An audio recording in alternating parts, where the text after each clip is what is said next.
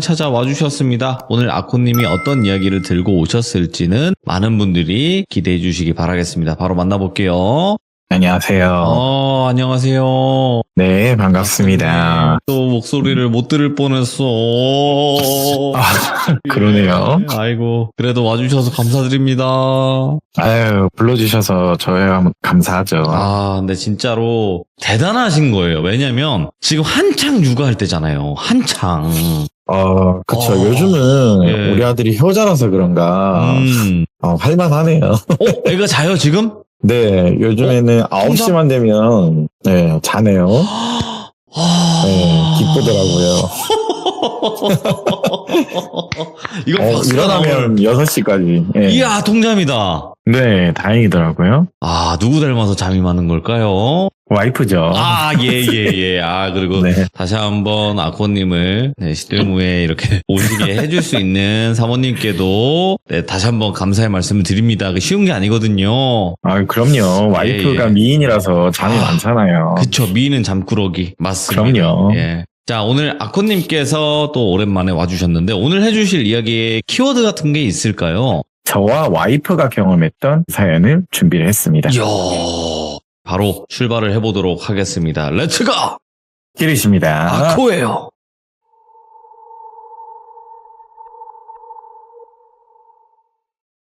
앞에 말씀드린 대로 우리 와이프가 이 사연을 했으면 좋겠다. 같이 경험했던 사연 중에 하나다 보니까 이게 우연찮게 엮여지는 사연이기도 하는데요. 기억을 되새겨보니 기이했던 이야기였고 최근까지도 이게 이어져 버리게 된 사연입니다. 때는 2018년도 지금으로부터 대략 7년 전인데요. 제가 생각하기에 이때가 저는 가장 더웠다고 생각해요. 2018년 여름은 진짜 쪄 죽는 줄 알았거든요.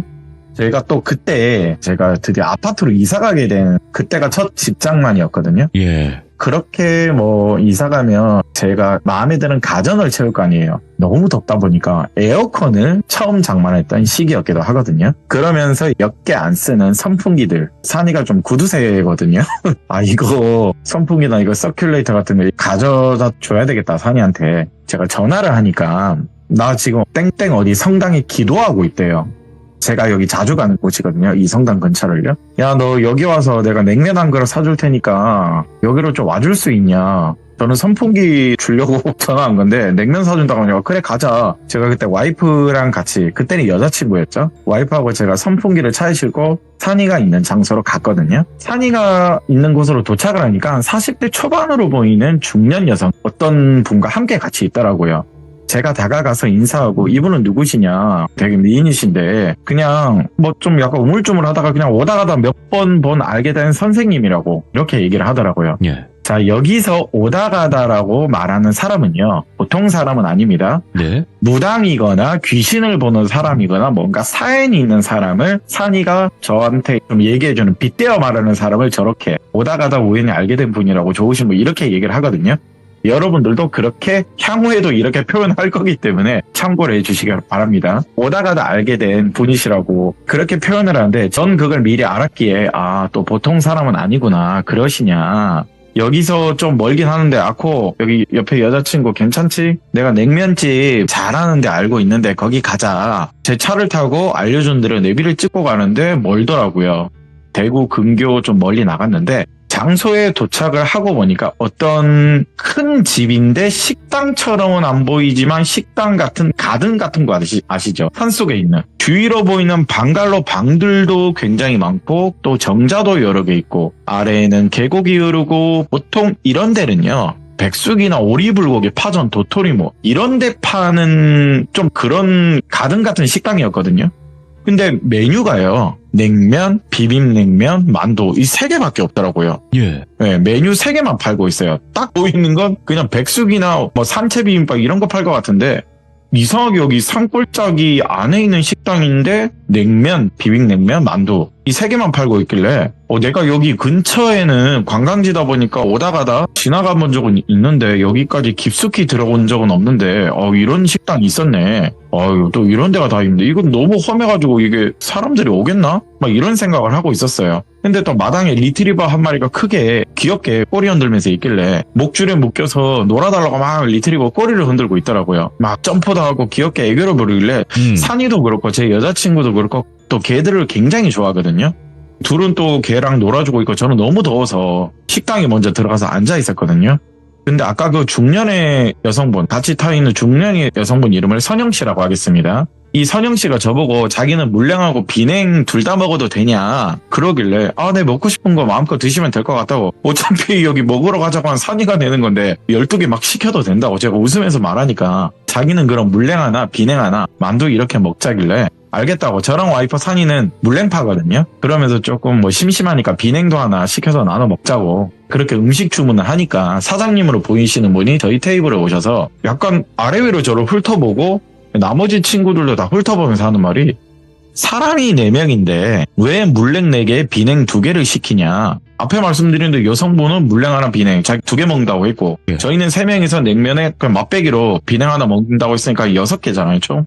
근데 왜 물냉 4개 비냉 2개를 시키냐. 혹시 아까 차에 있는 사람 1명이 더 있던데 1명 더 오냐 이런 말을 하는 거예요 갑자기. 아니요 저희 4명이 단데요 그냥 맛배기로 시켜서 먹으려고 하는 건데요 이렇게 말하니까 옆에 있던 선영이 누나가 저기 아줌마 차에 있는 사람 보이시는 거 맞죠? 저런 말을 또 대뜸 하는 거예요. 그 말을 하니까 아주머니가 좀 당황스러워서 말없이 주방으로 다시 돌아가더라고요. 예. 뭐야 내 차 타고 왔는데 지금 내 차에 누구 있어요? 누구 방금 탔어요? 제가 말을 하니까 산이가 또 옆에서 저 아줌마 여전하네 이러는 거예요. 아니 또 이게 무슨 또 개소리야 또. 너 여기 식당 와본대냐고 이렇게 제가 말하니까 많이 왔지 내가 아는 데라고 했잖아. 여름 시즌째는 내가 한 달에 한두 번은 왔었다고. 너랑은 그러고 보니까 긴 세월 동안 여기 처음인 것 같다 이렇게 말하길래 근데 뭐가 여전해? 혹시 저 아줌마도 귀신 보는 거야? 제가 말을 하니까 선영씨가 저기 산이 친구 아코님이라고 했죠. 아유 근데 정말 미안해요. 아이고 뭔가 좀 말하기 뭐한데 정말 미안하다. 갑자기 사과를 하는 거예요. 어쩌다 보니까 아이고 따라온 것 같은데 산이랑 둘이 눈을 마주치면서 지들끼리 막 이상한 얘기를 해요. 정말 죄송한데 나중에 식사 다 하시고 집에 가면 제가 부적 하나 써줄 테니까 트렁크에 하루만 놔두실 수 있냐. 그리고 나중에 부적은 불태워서 없애시면 된다고. 아유 미안해요 아코씨 저한테 이렇게 말하길래 옆에 있는 여자친구는 이게 또 무슨 소리지 또 아니 이 오빠도 이상한데 또 지인분도 이상하다 이런 표정이고 산이가요 근데 옆에서 웃으면서 하는 말이 어차피 아코 이 친구도 못 본다고 괜찮다고 선영이 누나 괜찮다고 그래도 정화 시켜준다고 하셨으니까 정화는 하는 게 좋을 것 같다고 옆에 여자친구가 좀 그럴 수도 있지 않냐. 아코 얘는 백날에도 못 본다고. 야 아코 들었지? 부적 하루만 트렁크에 놔두고 내일 아무 때나 시간 될 때 불태워라. 오늘 대신에 내가 여기 거하게 쏠 테니까 이해 좀 해주고 나도 누나가 미안하다고 하니까 나도 미안하다. 자기들끼리 이상한 또 개소리의 대화를 하고 있으니까 저는 뜻을 모르잖아요. 사과는 하는데 저한테 이상한 또 부적을 준다고 하고 답답하니까 그래도 속으로는 또 뭐 이상한 일이 또 벌어진 거구나. 또 여기에 일부러 알면서 나한테 모른 척하고 온 거구나. 저는 그렇게밖에 생각을 할 수밖에 없으니까 옆에 저기 선영 씨라는 누나하고 뭐 어디 국 같은 거 하고 왔냐고 제가 물어봤거든요. 둘이 말하는 거 보니까 내 차에 지금 뭐가 딸려붙어 왔다는 것 같은데 그런데 저기 있는 아줌마 여기 사장님도 그걸 본 것 같고 이미 너랑 옆에 선영 누나는 뭔가 알고 있는 것 같고 말해봐라. 욕하기 전에 쌍욕 받기 전에 그냥 말해라. 저나 여자친구나 그걸 물어보고 또 알고 싶잖아요 사실. 나중에 냉면 다 먹고 알고 싶으면 여기 있는 냉면 다 먹고 아까 우리 마당에 있던 리트리버 있지 아코 리트리버 봤지 풀어놔버려 그러는 거예요. 그냥 목줄을 풀래요. 네 개도 아닌데. 아니 남의 집게를 내 마음대로 풀면 도망가겠지. 도망가면 어쩌라고. 아니 네가 궁금하다며. 아니 궁금하면 네가 말을 해주면 되지 왜 개를 푸냐고. 아니 그러니까 더 신기한 거 보여줄 테니까 일단은 저기 리트리버 덮고 좀 풀어보라고. 아니 개 이름도 하네. 진짜 많이 왔나 보네. 그러길래 그래 일단 먹고 나서 풀어보자. 잘못되면 걔 도망가면 네가 책임져라. 이렇게 대화를 주거니 받거니 하다 보니까 만두랑 음식들이 나와서 무더운 폭염 속에 냉면 한 그릇 뚝딱 너무 시원하고 맛있더라고요.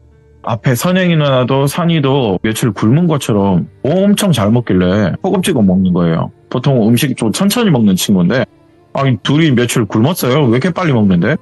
말을 해도 듣는 둥 마는 둥 음식만 집중해서 계속 먹길래 모자란 건지 산이가 정말 많이 안 먹거든요. 냉면 하나 더 시키더라고요. 너 두 그릇 먹는 거 나 처음 본다. 선영이 누나는 앞에부터 뭐 비냉 하나 물냉 하나 두 개를 처음부터 시켰기에 아직 덜 먹은 상태였는데 산이는 허기가 진다고 살이 추가한 게 아니고 하나를 그냥 더 시키더라고요. 저랑 여자친구는 다 먹은 상태라서 둘이 천천히 먹어라. 아까 난 네 말대로 나 저기 리트리버 푼다. 남의 기지만 목줄 푼다. 나왔거든요. 그리고 나서 제가 묶여있는 강아지 쪽으로 가봤어요. 리트리버 상태를 보니까요. 털 관리는 제대로 안 돼 있고 밥그릇엔 사료에 파리가 엄청 붙어있는 거 있죠. 물그릇은 메말라서 하나도 없고 좀 보기 그렇더라고요. 개를 키우는 거면 좀 책임감 있게 키우지. 이게 뭐야 이거 나도 개를 키우는데. 그리고 남의 집 개인데 혹시나 목줄 풀어보러 얘 진짜 도망가면 어떡하지. 전 이 생각밖에 없었어요. 왜냐면 리트리버가 한번 풀면 미친 듯이 돌아다니거든요. 이거 풀어도 되나? 근데 궁금한 거고 기이한 걸 보여준다고 하니까 또 이렇게 활동적인 강아지가 키우는 흔적을 보니까 좀 처참하잖아요. 사료에 파리가 꼬여있는 게. 모르겠다. 차라리 도망가라. 여기서 살 바에는 이런 생각이 좀 났더라고요. 그리고 무엇보다도 앞에 말대로 선영 그 누나와 산이는요. 개를 풀면 신기한 걸 볼 수 있다. 사실 전 이게 더 꽂혔어요. 그래서 옆에 여자친구하고 같이 욕먹을 거 각오하고 목줄을 풀어버렸거든요. 그러더니 얘가 너무 신났는지 역시나 미친 듯이 온 주위를 빙빙 돌고 식당 밑에 계곡까지 엄청난 속도로 달려가더라고요. 아이고 큰일 났다 이러고 저도 막 여자친구랑 달려갔거든요. 그러면서 물가에 바로 점프를 하면서 그대로 빠지면서 물을 벌컥벌컥 마시더라고요. 역시나 밥그릇에 물이 말라 있었다고 했잖아요. 아이고 안쓰러워라. 역시나 우리 저 개 목이 많이 말랐네. 저런 활동적인 개를 진짜 어떻게 저렇게 키우냐. 참 좀 속으로는 정말 그 당시에 욕을 많이 했어요. 근데 옆에 여자친구가 근데 오빠 왜? 저 옥상 봐봐 이러는 거예요. 아까 사장님 옥상에서 우리 지켜보는데 큰일 날 것 같은데 그러길래 제가 그 시선 쪽으로 눈을 돌리니까 진짜 옥상에서요. 우두커니 쨍쨍 내리는 그 더운 날 옥상에 올라가서 우리를 지켜보고 있더라고요. 큰일 났다. 이거 개 풀어놔서 그런 것 같은데.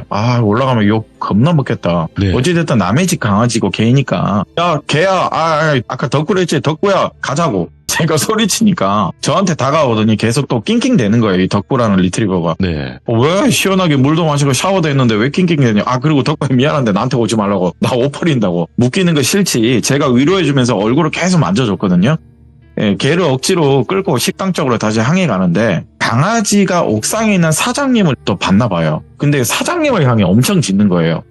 뭐야 이거 주인 아니야? 저는 이 생각밖에 안 들어요. 보통 주인이 옥상에 있으면 개도 주인 따라 올라가거나 충분히 리트리버의 활동량이면 주인한테 찾아갈 텐데 야 주인한테 짖으면 안 되지. 왜 이렇게 심하게 짖지? 옆에 여자친구도 좀 리트리버를 진정시킨다고 꾸짖듯이 얘기를 했어요. 그만 짖으라고. 그러다가 사장님이 계속 우리를 노려보고 있으니까 사장님이 죄송하다고. 얘가 너무 더워 보여서 털도 지저분하고 풀어서 계곡물에 한번 담그려고 그냥 장난 한번 친 건데 제가 다시 묶어놓겠습니다라고 제가 정중하게 사과를 했거든요. 어찌됐든 저희 개는 아니니까요. 그러면서 저 한번 보시고는 대꾸도 안 하시더라고요. 그대로 대꾸도 안 하고 그냥 계속 저를 보는 건지 개를 쳐다보는 건지 계속 빤히 쳐다만 보고 있어요. 뭐야 사과를 했으면 반응을 좀 해주지. 속으로 전 또 씩씩대고 있었는데 근데 이 리트리버 덕구가요. 저희 차를 한번 또 빙빙 돌더니 아까 산이랑 선영이 누나가 탔던 뒷좌석에서 냄새를 막 맡는 거예요. 문을 열어달라고. 야 미안한데 이 더러운 발로 내 차 만지지 말라고. 그러면서 엄청나게 짖더라고요. 야 왜 이렇게 싸납게 짖냐고. 차에 뭐 없는데? 뭐 먹을 거 없는데? 여자친구는 또 옆에서 괜찮다고 달래주고 너무 갑자기 차 뒷좌석을 싸납게 짖다 보니까 왜 이러지? 멍하니 있는데 이제 음식을 다 먹은 산이와 선영이 누나가 나오더니 덕구야 이리와 이러면서 덕구야 이리와 달래주더라고요. 근데 이 덕구가 산이한테 엄청나게 점프를 하면서 안기면서 산이 옷을 완전 더럽혔어요. 그 행동 아시죠, 돌핀이? 아이고 형아 옷 다 젖었네. 물에 빠지고 왔네 우리 덕구. 그러면서 산이가 개들을 엄청 좋아하니까 사람보다 사실 강아지를 더 좋아해요. 얘는요. 세상에 믿을 건 반려견이다 이런 말하기 뭐하지만 좀 그런 친구예요. 옷이 더러워지든 말든 덕구를 안아주면서 아이고 미안해 저기 차 안에 뭐가 있지 뒤에 사람 같은 사람이 있지 우드컨이 있지 이상한 소리를 하길래 미안해. 덕후 놀래키려고 한 거 아닌데 미안해. 야, 씨, 뭔 또 개소리냐고. 아니, 차 안에 뭔가 있냐고. 뭐, 진짜 달고 온 거야? 그냥 농담 아니었어? 저랑 여자친구가 또 시작이다. 그러면서, 야, 그리고 저기, 니들 뒤에 봐봐. 위에 옥상 봐봐. 아주머니 저기에서 나를 보는 건지, 덕후를 보는 건지 위에 있다고 제가 말해주니까, 선영이 누나랑 산이가 옥상을 바라보니까, 저기 아줌마 내려오세요. 계산도 해야 되는데 거기 왜 서 계시냐고. 내려오세요. 선영이 누나가 친절하게 말을 하는데 아주머니가 갑자기 그냥 가라고. 계산 안 해도 됐으니까 그냥 가라고. 계산하지 말고 가. 그냥 가쇼. 이러는 거예요. 아니, 음식을 먹으면 계산을 해야죠. 무슨 소리냐고. 여기 카드 있으니까 긁어주시라고. 산이도 이렇게 얘기를 하는데 됐다고. 그냥 가라고. 계속 그냥 가라고 반복적인 말만 하는 거예요. 그러면서 어디선가요? 가게 안에서 지팡이를 짚으면서 할머니 한 분이 나오시는 거예요. 그러면서 덕구 이렇게 부르니까 덕구가 또 엄청 좋아하면서 꼬리 흔들면서 가게로 들어가더라고요. 할머니한테 안기면서 아이고 내 새끼 신나게 물놀이하고 왔네. 덕구한테 해맑게 말하시며 쓰다 넣어 주시는데 어이 총각 오랜만이네. 우리 식당 여름까지만 하고 문 닫았는데 아유 총각 정말 오랜만에 왔네. 또 한 1년 만에 온 거지? 이제는 근데 총각 음식 먹고 싶걸라. 이번 여름이 마지막이라고. 산이를 여러 번 본 것처럼 총각거리면서 이번이 식당 마지막 영업이라고 말을 하시는 거예요. 산이가 앞에 다가가서 할머니 안녕하세요. 안 계시는 줄 알았는데 계셨네요. 저기 방갈로 안에 한숨 자고 있었다고. 덕구가 어찌나 싸납게 짖어서 좀 깼네. 그리고 옆에 선영 아가씨 오랜만이구만. 통화로는 계속 했는데 어머님 잘 지내시는가? 서로를 안부를 묻는데 저랑 여자친구는 여길 처음 오는 거니까 그냥 뻘쭘하게 폰 만지면서 그냥 있었어요. 또 지들끼리 뭐 사연이 있나 보지 이러고 있었는데 산이가요. 위에 사장님 옥상에서 안 내려오네요 할머님. 제 친구가 덕구 목줄 풀자마자 올라가신 것 같은데 아니 옥상으로 도망가신 것 같은데 예. 아직도 저러시냐? 그렇지. 내가 요즘 힘이 붙여서 우리 덕구를 못 챙긴다. 근데 저 아는 여전히 개가 풀리면 여전히 저 모양이네. 네, 그런 말씀을 하시는데 네. 그런데요 할머님 저희가 뭔 일을 하다 보니까 저희 따라온 귀신도 저 위에 사장님이 보신 것 같은데 지금 차에 있는 걸 봤더라고요. 그리고 여기 덕구도 차를 향해 막 짖고 있는 거 계속 저렇게 덕구가 짖을 때마다 옥상으로 도망가고 저러시면 힘들 텐데요. 그리고 저희 올 때마다 맨날 못 알아보는 건지 아니 못 알아보는 척 하는 건지 어휴 그러는 거예요. 일단은 다시 말한 대로 산이하고 이 선영이 누나는 여기를 많이 왔어요. 근데 항상 올 때마다 처음 오는 사람처럼 그렇게 지금 대우를 한대요. 일단 저랑 여자친구는 이 사람들 대화하는 게 대충 짐작은 하고 있는데 정확한 뜻과 해석을 모르니까 궁금해 미치겠어요.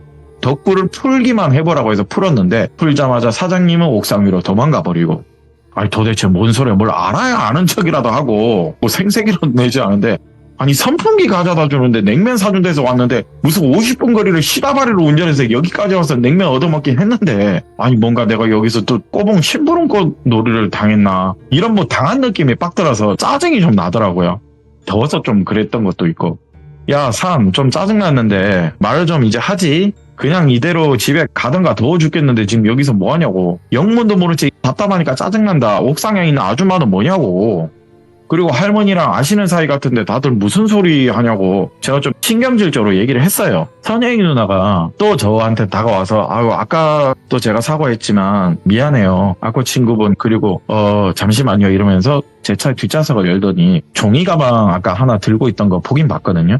그걸 가져오더니 할머님 여기 가져왔습니다. 놔두고 가려고 했는데 다행히 뵙고 갈 수 있어서 이렇게 전해드리네요. 다행이네요. 그리고 차에 잡기도 몇몇 붙어온 것 같으니까 할머님 여기 잘 해결 좀 해주시라고 이렇게 전해주시고 또 자기 백에서는요. 아까 말한 대로 부적 하나를 꺼내더니요. 네. 여기 아코 친구분 트렁크 문 좀 열어주라고 해서 열어줬는데 거기 놔두더라고요. 그리고는 닫고 내일 꼭 여기 이 부적은 꺼내서 안 보이는 데도 불태워버리시라고 그러는 거예요. 아니 답답하다. 말해준다고 했는데 이건 또 뭐하는 짓인지. 아이고 저 종이 가방은 또 뭐고 갑자기 저 누나 백에서 부적을 왜 나오고. 아우 딱 짜증날 찰나예요. 산이가요 덕구를 데리고 가다니 목줄을 다시 채우더라고요. 그리고는 옥상에 있던 사장님이 목줄을 채우자마자 내려오더라고요. 그리고 이 사장님이 말없이 내려와서는요 저희한테 하는 소리가 조금 이상했어요. 뒷좌석에 2명 트렁크 안에 1명 더 있어 참고하라고 그러면서 식당에 혼자 들어가더라고요. 그걸 저한테 얘기를 했거든요. 제 차다 보니까. 네, 그러면서 저희가 아까 먹던 걸 치우시더라고요. 분명 저는 저를 보면서 뒷좌석에 둘, 트렁크 안에 한 놈, 참고하라고 이 말을 저한테 하는 거예요. 그 말을 하는데 이거 뭐야 이거 진짜네? 이거 다 본다고 했으니까 진짜네? 그러면서 할머니가 그냥 웃으시면서 별거 아니니까 옆에 있는 총각은 신경 안 써도 된다고. 이왕 온 거 나보고 가긴 좀 그러니까 매실차 한 잔씩 하고 가라고. 내가 냉매실 맛있게 시원하게 담가놨다고. 네, 저랑 여자친구는 그냥 뭔가 기분이 사실 안 좋았어요 그때.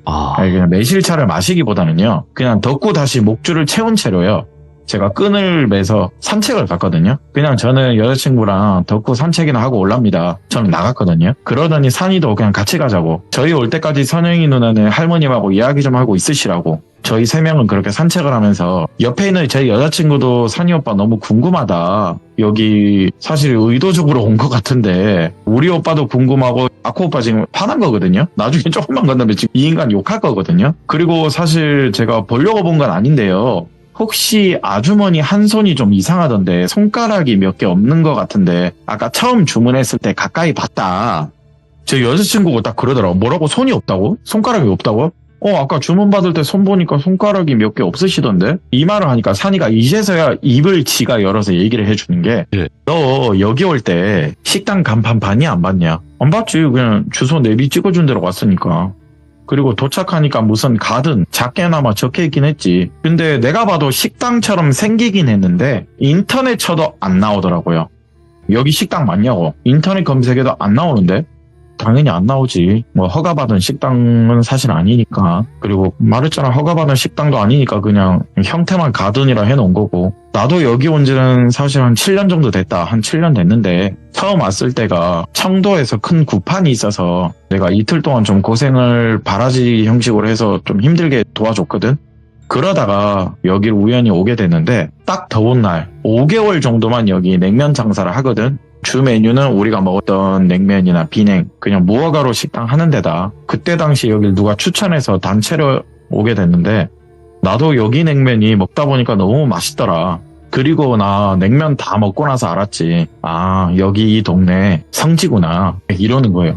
뭐 성지? 식당 같은데 방갈로도 많잖아. 그런데 방갈로 보통 하면 아까 네 말한 대로 오리백숙이나 뭐 오리고기나 뭐 파전 이런 거 팔아야 되는데 여기는 방갈로가 이렇게 많고 식당 같은데 식당이 아니고 또 여기 방 안에 들어가면 테이블은 엄청 많고 그런데 일하시는 사람은 지팡이 짚으신 할머니와 아까 그 사장님. 좀 이상하지 않아? 그러네. 이런 식당이면 보통 음식을 거하게 팔거나 그래야 되는데 냉면은 좀 안 어울리긴 하지. 제가 그랬는데 여기 여사장님은 저기 할머니 따님은 아니시고 조카분이셔. 그리고 사연이 좀 있긴 한데 내림굿을 저 조카분 지금 아까 여사장님을 받으셨거든. 뭐 간략하게 사연을 좀 말하자면 할머니께서 아들만 있으셔. 딸이 없으시거든. 너도 눈치챘듯이 할머니가 한때는 용한 무당이셨어. 그런데 이 할머님이 자연적으로 이게 내림을 받은 게 아니라 어느 누군가한테 내림굿을 받아서 귀것을 보게 된 거거든. 어느 순간에 힘이 붙이고 점점 체력이 나이가 들다 보니까 좀 쇠퇴하니까 이거를 누군가한테 뭐 물려주거나 아니면 뭐 누군가한테 뭐 양밥을 내려서 줘야 되는데 그 짐을 덜어야 하는데 문제가 하나 있다. 이게 반드시 혈연 관계만 가능하다. 그것도 여자이만. 근데 할머니께서는 아들만 3명 있거든. 그리고 손자도 아들밖에 없어. 그 짐을 덜어야 되는데 여성이 없다 보니까 그렇게 튀어나온 게 저분 할머님 조카분이시거든. 저기 여사장님. 근데 너도 상식적으로 내림굿을 누군가가 다시 가져가야 된다고 하는데 너 같으면 하겠냐? 당연히 안 할 거 아니냐. 그런데 조카분께서 과거 저분 사고를 많이 치셨던 분이다. 그러니까 쉽게 다른 걸로 말해서 돈적으로 사기를 좀 많이 치신 분이야. 조건부로 단 게 자기가 이 내림을 받는 조건으로 빚이나 금전적으로 도움을 많이 주면 내가 이걸 대신 받아가겠다. 이런 거래를 했대요. 뭐 그렇게 얘기를 하니까 믿거나 말거나. 왜냐면 일단 자기 빚 갚아주고 돈 많이 주면 받아간다고 하니까 뭐 믿거나 말거나. 그분은 약간 이런 내림이나 무서운 걸 자기 이모임에도 불구하고 안 믿었단다. 안 믿는 사람이라서 그냥 돈만 받고 튈 생각이었지. 근데 다시 말하지만 저 할머니 되게 용한 분이시거든. 근데 그 여성분은 내림 받고 나서 사기꾼 근성이 어디 가겠냐. 남아있지. 사기꾼은 계속 사기꾼이야. 절대 안 바뀌거든. 네. 분명 돈 다 받고 빚 다 해결되면 내가 내림 받든 말든 퉁쳐서 튀길 작정이었는데 근데 찐으로요. 저 여사장님도 눈에 보이게 됐대요. 어느 순간. 눈에 보이는데 어디 가지도 못하고 이게 진짜냐고 이모 옆에서 일단은 죽지 못해 살고 있는 거래요. 식당 일을 하면서. 일단은 할머님은 너무 기껏에 신기에 너무 눌려서 다행히 내림을 저기 전달을 했으니까 많은 짐을 내려놓고 좀 편히 살고는 있지만 그래도 조카라고 같이 옆에 있어주는 건데 근데 내가 보기에는 저기 여성분 아직도 사기꾼 근성 지금도 있어 보이거든. 만약에 진짜 귀신 안 보이면 여차하면 튈 작전이다 저 사람은. 그래서 그런가 신분들이 좀 노하신 것 같다. 그리고 내가 여기 성지라고 하지 않았냐. 여기 거의 주 고객들이 일반인이 오겠냐. 내가 말하는 성지는 넌 알 거 아니냐고. 여기 냉면 먹으러 오는 사람들 일반적인 사람 아니다. 여기 냉면집이요. 전국에 있는 무속인 분들이라면 이 냉면집을 거의 아실 거예요, 돌비님. 정말. 이 장소를 좀 말하기는 좀 그렇고 정말 아실 거예요. 아무튼 여기는 주 고객이라고 전국에 오는 장소다. 여기 보면 방갈로가 많지 않냐. 식당처럼 보이지만 그냥 여기 숙소다. 저기서 누가 와서 자고 가면 누가 자고 가는 게 아실 거예요, 여러분들. 일단 무속적이 일하시는 분이 주 고객입니다, 여기는. 저기 와서 누가 자고 가면 맨날 며칠을 자고 가는 사람들도 많고 신기도 상기도 드리러 오는 사람들이 대부분이다. 그리고 여기 여름 음식 장사, 딱 여름에만 정말 음식 장사하고 겨울에는 사람들이 더 많이 온다. 산기도 신기도 드리러 겨울에 주로 많이 온다고 하니까 그런가 보다. 야 근데 냉면 맛이 그냥 가라식당이잖아. 어찌됐든 야매식당인데 냉면 맛이 엄청 맛있던데. 내가 이때까지 먹은 냉면이랑 비냉 그 정도로 최고 맛이던데. 제가 이렇게 말했거든요. 야매라는 식당 치고 정말 양도 푸짐했고 맛있었어요. 선이도 그치 옆에서 저희 그때 당시 와이프도 그치 되게 맛있던데. 아까 할머님이 비법이 있는 건지 만드시는 거 조카분에게 전수를 해 주셨는데 할머니 손맛이 되게 좋다. 처녀적부터 식당을 하신 것 같은데 음식도 그렇고 손재주도 좋으신 것 같다고. 그런데 저 할머니도 무슨 사연인지는 모르겠는데 아까 내림굿이라고 하지 않았냐. 저 할머니도 누군가한테 할머님이 처녀적에 큰 사고를 치신 것 같아. 저 할머님도 누군가한테 이 할머님도 내림굿을 받아서 용하게 된 무속인의 삶을 계신 거래요. 네. 근데 이거를 저도 궁금한데 산이도 이거는 모른대요. 분명 저 할머니도 무슨 사고로 과거 치신 거래요. 그래서 내림굿을 받아서 무속적인 삶을 살고 이걸 또 누군가한테 자기가 짐을 덜면 전해줘야 되는데 딸이 없어서 저기 조카분한테 전달이 된 거거든요. 근데 앞에 말씀드린 대로 한계가 온 건지 나이가 점차 드니까 감당이 이 신들한테 감당이 안 되는 거죠. 누군가한테 다시 전해줘야 되니까 그걸 딸도 없고 손녀도 없으니까 결국에 현은이 조카한테 많은 돈을 주고 저렇게 떼줬는데 만약에 저렇게 안 가져갔으면 이미 저 할머니 돌아가셨을 거라고. 그러면 나 여기서 궁금한 거 있는데 너랑 선영이 누나는 근데 여기 왜 온 거야?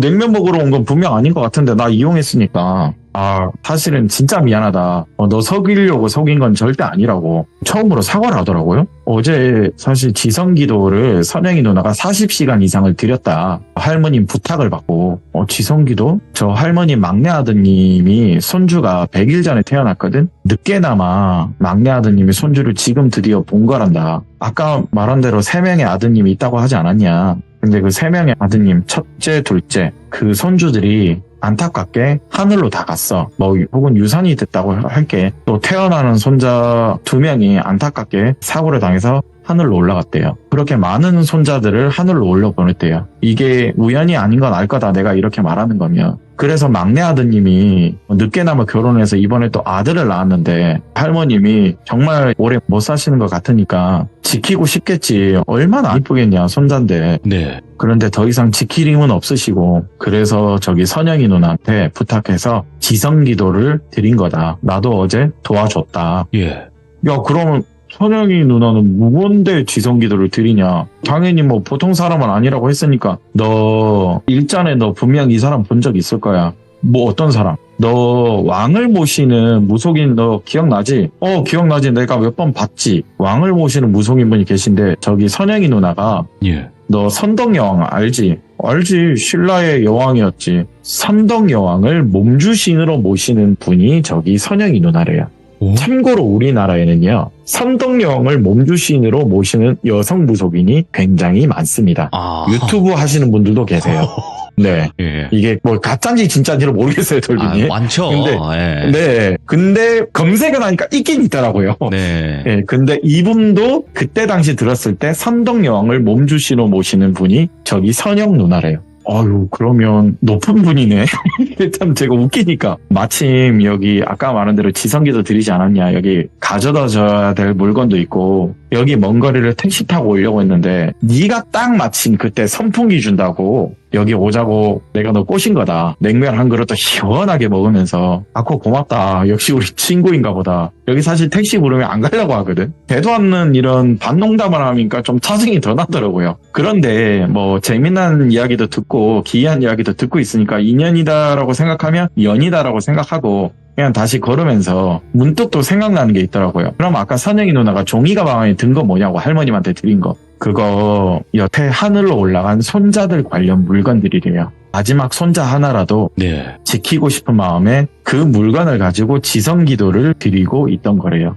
왜 하늘로 갔는지에 대해선 이유가 사실 있는데 말하기는 좀 그렇다. 총 손자가 4명이 있었대요, 돌빈이. 뱃속에 1명, 태어난 손자가 3명 있었는데 네, 일단은 다 하늘로 올라갈 거냐. 그 이유는 있대요. 근데 차마 말은 할 수는 없다고 하더라고요. 어찌됐든 이제 마지막 막내 아들을 통해서 낳은 이 마지막 손주까지는 지키고 싶어서 지성기도를 드렸는데 나도 도와줬다. 예. 그 과정에서 40시간이나 이 지성기도, 쉽게 말해 지성기도 여러분 굿입니다. 기도를 드리면서 하는 굿이에요. 네 차의 잡기들도 좀 꼬여서 따라온 것 같긴 하거든.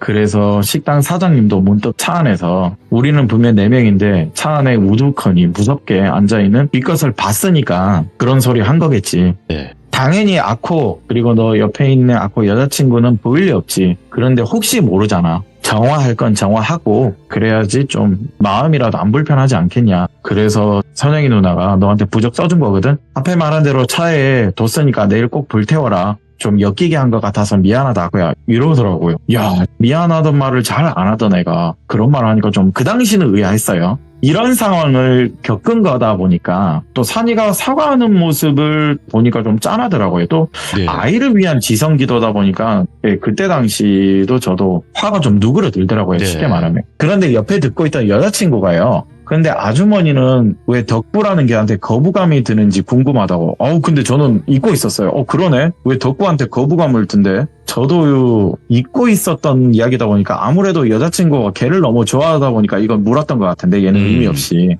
그런데 그거 좀 참 아이러니하다. 저기 여사장님이 개를 엄청 싫어하거든? 고양이도 싫어하고 일단 짐승은 다 싫어한대. 근데 앞에 말한 대로 저분이 돈 때문에 받은 내림굿이라고 하지 않았냐. 일단 저분은 모든 게 다 세상에 귀신이 어디냐. 가짜인 줄 알고 거짓부렁이 짓거리 하다가 신들이 누워있다고 해서 지금 옆에 있는 할머니랑 같이 사는 거라고 했잖아. 그런데 할머니랑 오래 옆에 있는 동반자는 저기 리트리버 덕구지 않냐. 그리고 저 덕구가 사실 나이가 많아. 10살이 넘는데요. 전 몰랐는데 너무 쌩쌩해서 어린 개인 줄 알았는데 나이가 꽤 많더라고요. 근데 저 덕구 개가 보통 개가 아니야. 아쿠야 너 예전에 내가 얘기한 것 중에 하나가 있는데 여기는 지금 지어진 지가 10여 년이 넘어. 여기에 많은 무속인들이 왔다 가고 여기는 무속인들이 말하는 흔히 말하는 기도드리는 성지 같은 장소라고. 그럼 이 개가 어릴 때부터 근 10년 넘게 여기 살다 보면 이 개마저도 보통 개는 아닐 거라고. 무속인 분들이 그렇게 많이 왔다 갔다 하지 않았냐. 저 덕구도 귀치 냄새를 기가 막히게 맡는 것 같더라. 너 아까 봤잖아. 차에서 뒷자리 향해서 막 짖고 있는 거. 저게 보통 아니야. 그런데 그걸 들으니까 저 너무 신기하더라고. 그러네. 어릴 때부터 어린 강아지가 살았을 거고 많은 무속인들, 뭐 흔히 말하는 찐 무속인 분들이 여기를 거의 뭐 1년에 한 번씩 드나들다 하는 거면 이 개도 보통은 아니겠다. 뭐 믿거나 말거나 하지만. 그러니 좀 이상한 것 중 하나가 덕구가 목줄을 풀어줄 때마다 저기 아주머니가요. 몸이 굳는데요. 그러면서 멍해지더래요. 산이는요 몇 년 전부터 사실 그걸 봤대요. 그래서 저한테 이 덕구를 풀어보면 기이한 걸 보게 될 거라고 한 게 저 아주머니가 옥상에서 일단 굳어있던 거래요. 저희를 보고. 너 아까 둘이 봤을 거 아니냐? 옥상에서 우드컨이 서 있는 거. 그거 잠시나마 굳은 거라고. 예. 그냥 너희 노려보는 거 아니야. 그냥 굳은 거야 그대로. 앞에 말했잖아. 여기 성지라고. 계곡이 흐르고 뒤에는 산이고 야산에는 맥 같은 게 흐르고 산기도 들이기 참 좋은 장소지. 그리고 여기 뭐 귀신 나오기로도 유명한 장소이기도 하잖아. 어찌됐든 무속 사람들이 여길 많이 오게 되는 거고 자주 오는 장소이기도 하고 이런 사연을 일단 산이랑 여자친구랑 저희 덕구 이렇게 넷이 다시 돌아가면서 산책을 이어가고 식당으로 돌아갔거든요. 이제 가려고 준비를 하는데 할머님이 말씀을 하나 더 하시더라고요. 아이고 다시 말하지만 장사는 올해까지라고 겨울 숙박도 내가 여기는 없을 거라고 이제 내가 콩 팔러 가거든. 내가 하늘에서 여기 산이 총각 여기 선영 아가씨 지켜보겠다고 항상 몇 년 동안 고마웠다고 너무 고마웠고 마지막 지정기도 드려줘서 감사했다고 내 남은 여생 우리 막내 손주 보면서 살고 싶어서 나도 이사 간다고 그리고 우리 조카 옆에 있는 저기 나이만 들었지 저 조카 남은 재산 들고 절에 들어간대요. 내가 여기 떠나면 쟤도 떠나야 되니까 무속길은 끝내 걷지 않겠다고 어떻게 보면 나 때문에 저렇게 받은 건데 그래도 존중해줘야지. 그리고 여기는 몇몇 선생들이 쉼터로 내어주기로 했거든. 우리 산이 총각 여기서 편히 쉬다 가라고 내가 비번 알려줄 테니 편히 쉬다 가라고 뭐 오다 가다 청소나 해줄 수 있으면 청소하고 그렇게 말을 하고 저희는 그 길을 떠났거든요. 오늘 사연은 대구 근교에 위치한 무당들의 지역 성지이자 쉬어가는 장소에 있던 사연을 하나 들고 와봤습니다. 야 진짜 와 이런 사연이 있었구나. 오늘 아코님께서 그래도 이렇게 소중한 사연 들려주셔서 다시 한번 너무너무 감사합니다. 진짜 고맙습니다. 감사합니다. 사랑합니다. 자 오늘 아코님께서 해주신 이야기도 역시 아코님 스타일로 어마무시한 이야기들을 들려주셨습니다. 여러분들 아코님의 이야기를 처음 듣는 분들도 분명히 계시겠죠. 구독하신 지 얼마 안 되셨거나 시청하신 지 얼마 안 되신 분들 돌비 아코 검색하시고 무조건 정주행을 하셔야 됩니다. 이분의 스타일도 독보적이고 수많은 이야기들을 들려주셨기 때문에 꼭 들어보시길 바라겠습니다. 감사합니다.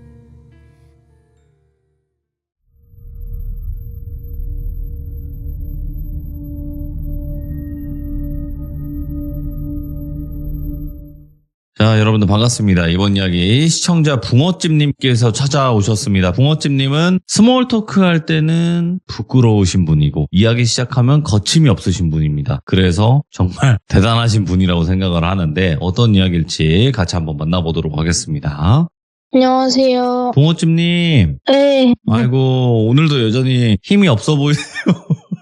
괜찮으세요? 네. 아, 근데 이러시고 나서 이야기 시작하고 나서는 강력해지실 거잖아요. 근데 매번 엄청 떨려요. 근데 붕어집님도 진짜 뭐 한 캐릭터가 있으신 것 같아요. 제가 봤을 때.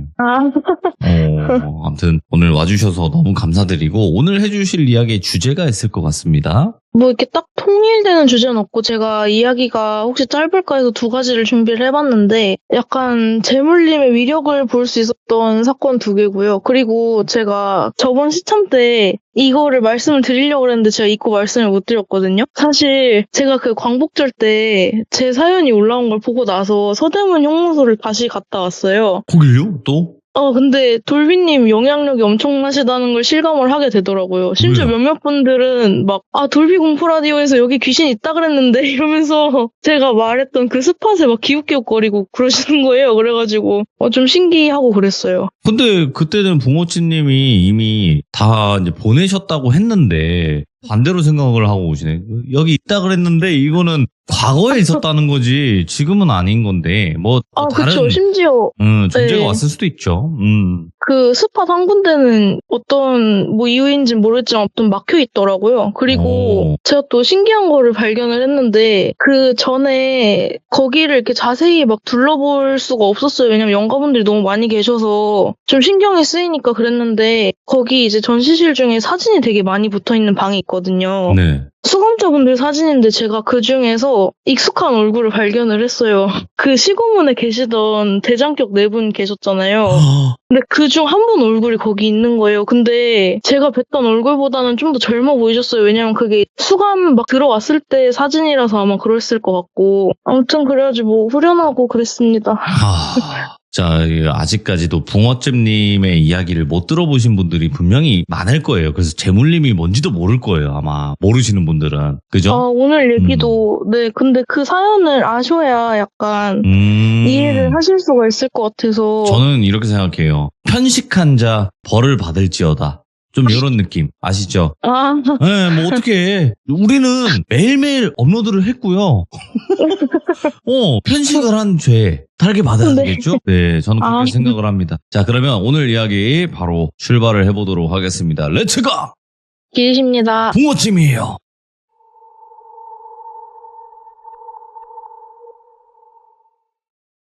이 이야기는 제가 첫 시점 때 말씀드렸던 것처럼 제가 가을이라는 고양이를 구조하고 나서 돌순이가 모시던 저승계열 신과 저희 집에 계신 재물님과의 갈등에 휘말리면서 제가 고래 싸움에 등 터지는 사건 중 하나인데요. 네. 그래서 반드시 아마 첫 영상 내용을 알고 계셔야 내용이 이해가 되실 거예요. 못 보신 분들은 고양이 할배 사연을 나중에라도 보시길 추천을 드릴게요. 근데 진짜 레전드예요. 꼭 봐야 돼요, 이거. 그럼 이제 이야기를 진짜 시작을 해볼 건데요. 이때는 제가 돌순이랑 같이 살 당시였어요.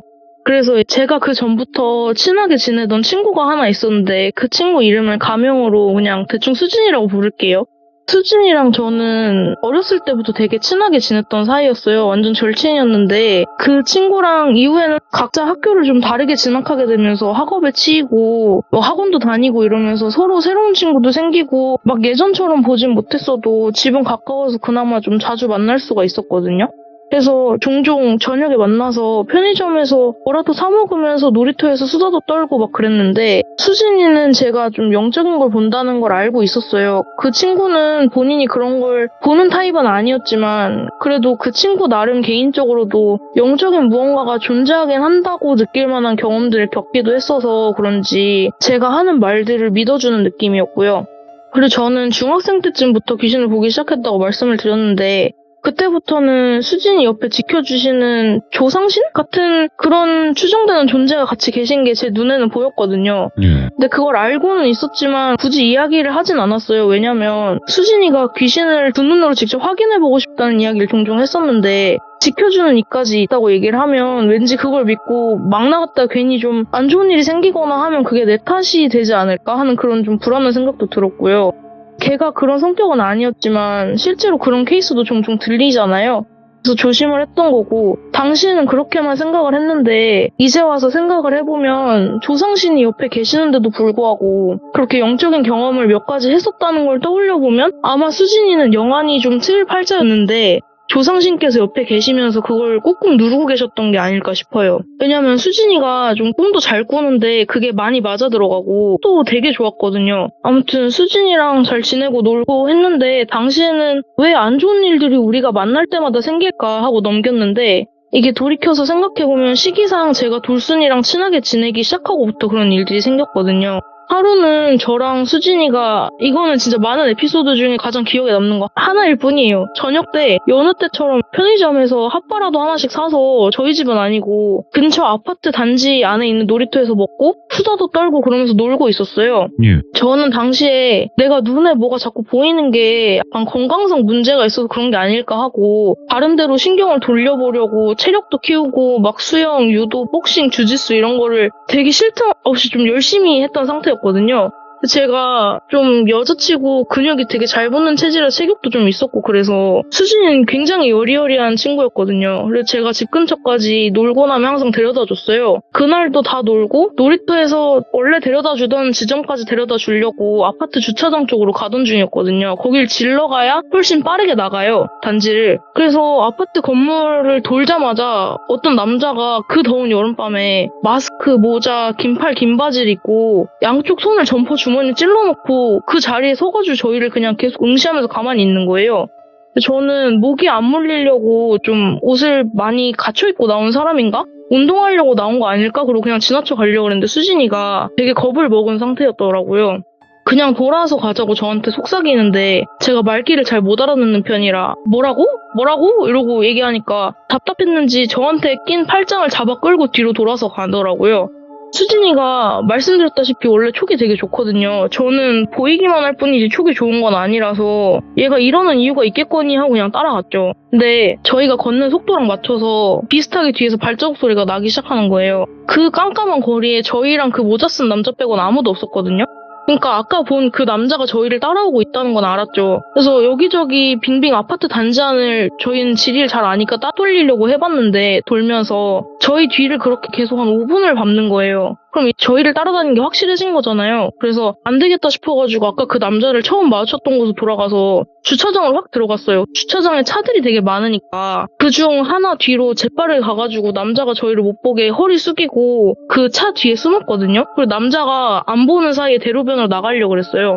일단 남자가 이쪽을 안 볼 때 차에서 차 사이로 이동을 해야 되니까 숨죽이면서 동태를 보고 있었는데 갑자기 남자가 휘파람을 불면서 차들 사이사이를 다니면서 저희를 찾고 있는 제스처를 하는 거예요. 심지어 제가 빼꼼 내다봤을 때는 허리까지 숙여서 차 밑에까지 뭐 발이 있나 막 이런 걸 샅샅이 보는 거예요.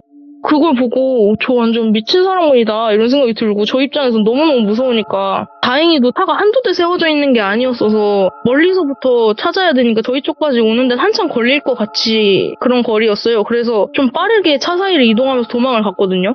근데 진짜 소름 돋았던 게 주차장을 다 빠져나가고 마지막으로 그 사람이 어디에 있는지 확인하려고 고개를 이렇게 휙 돌리면서 눈에 들어온 거라서 밤이었고 뭐 조명에 비춰서 그런 걸 수도 있고 정확히 그게 뭐라고 단정 지을 수가 없긴 한데 제가 보기에는 칼 같은 걸 손에 들고 있는 거예요.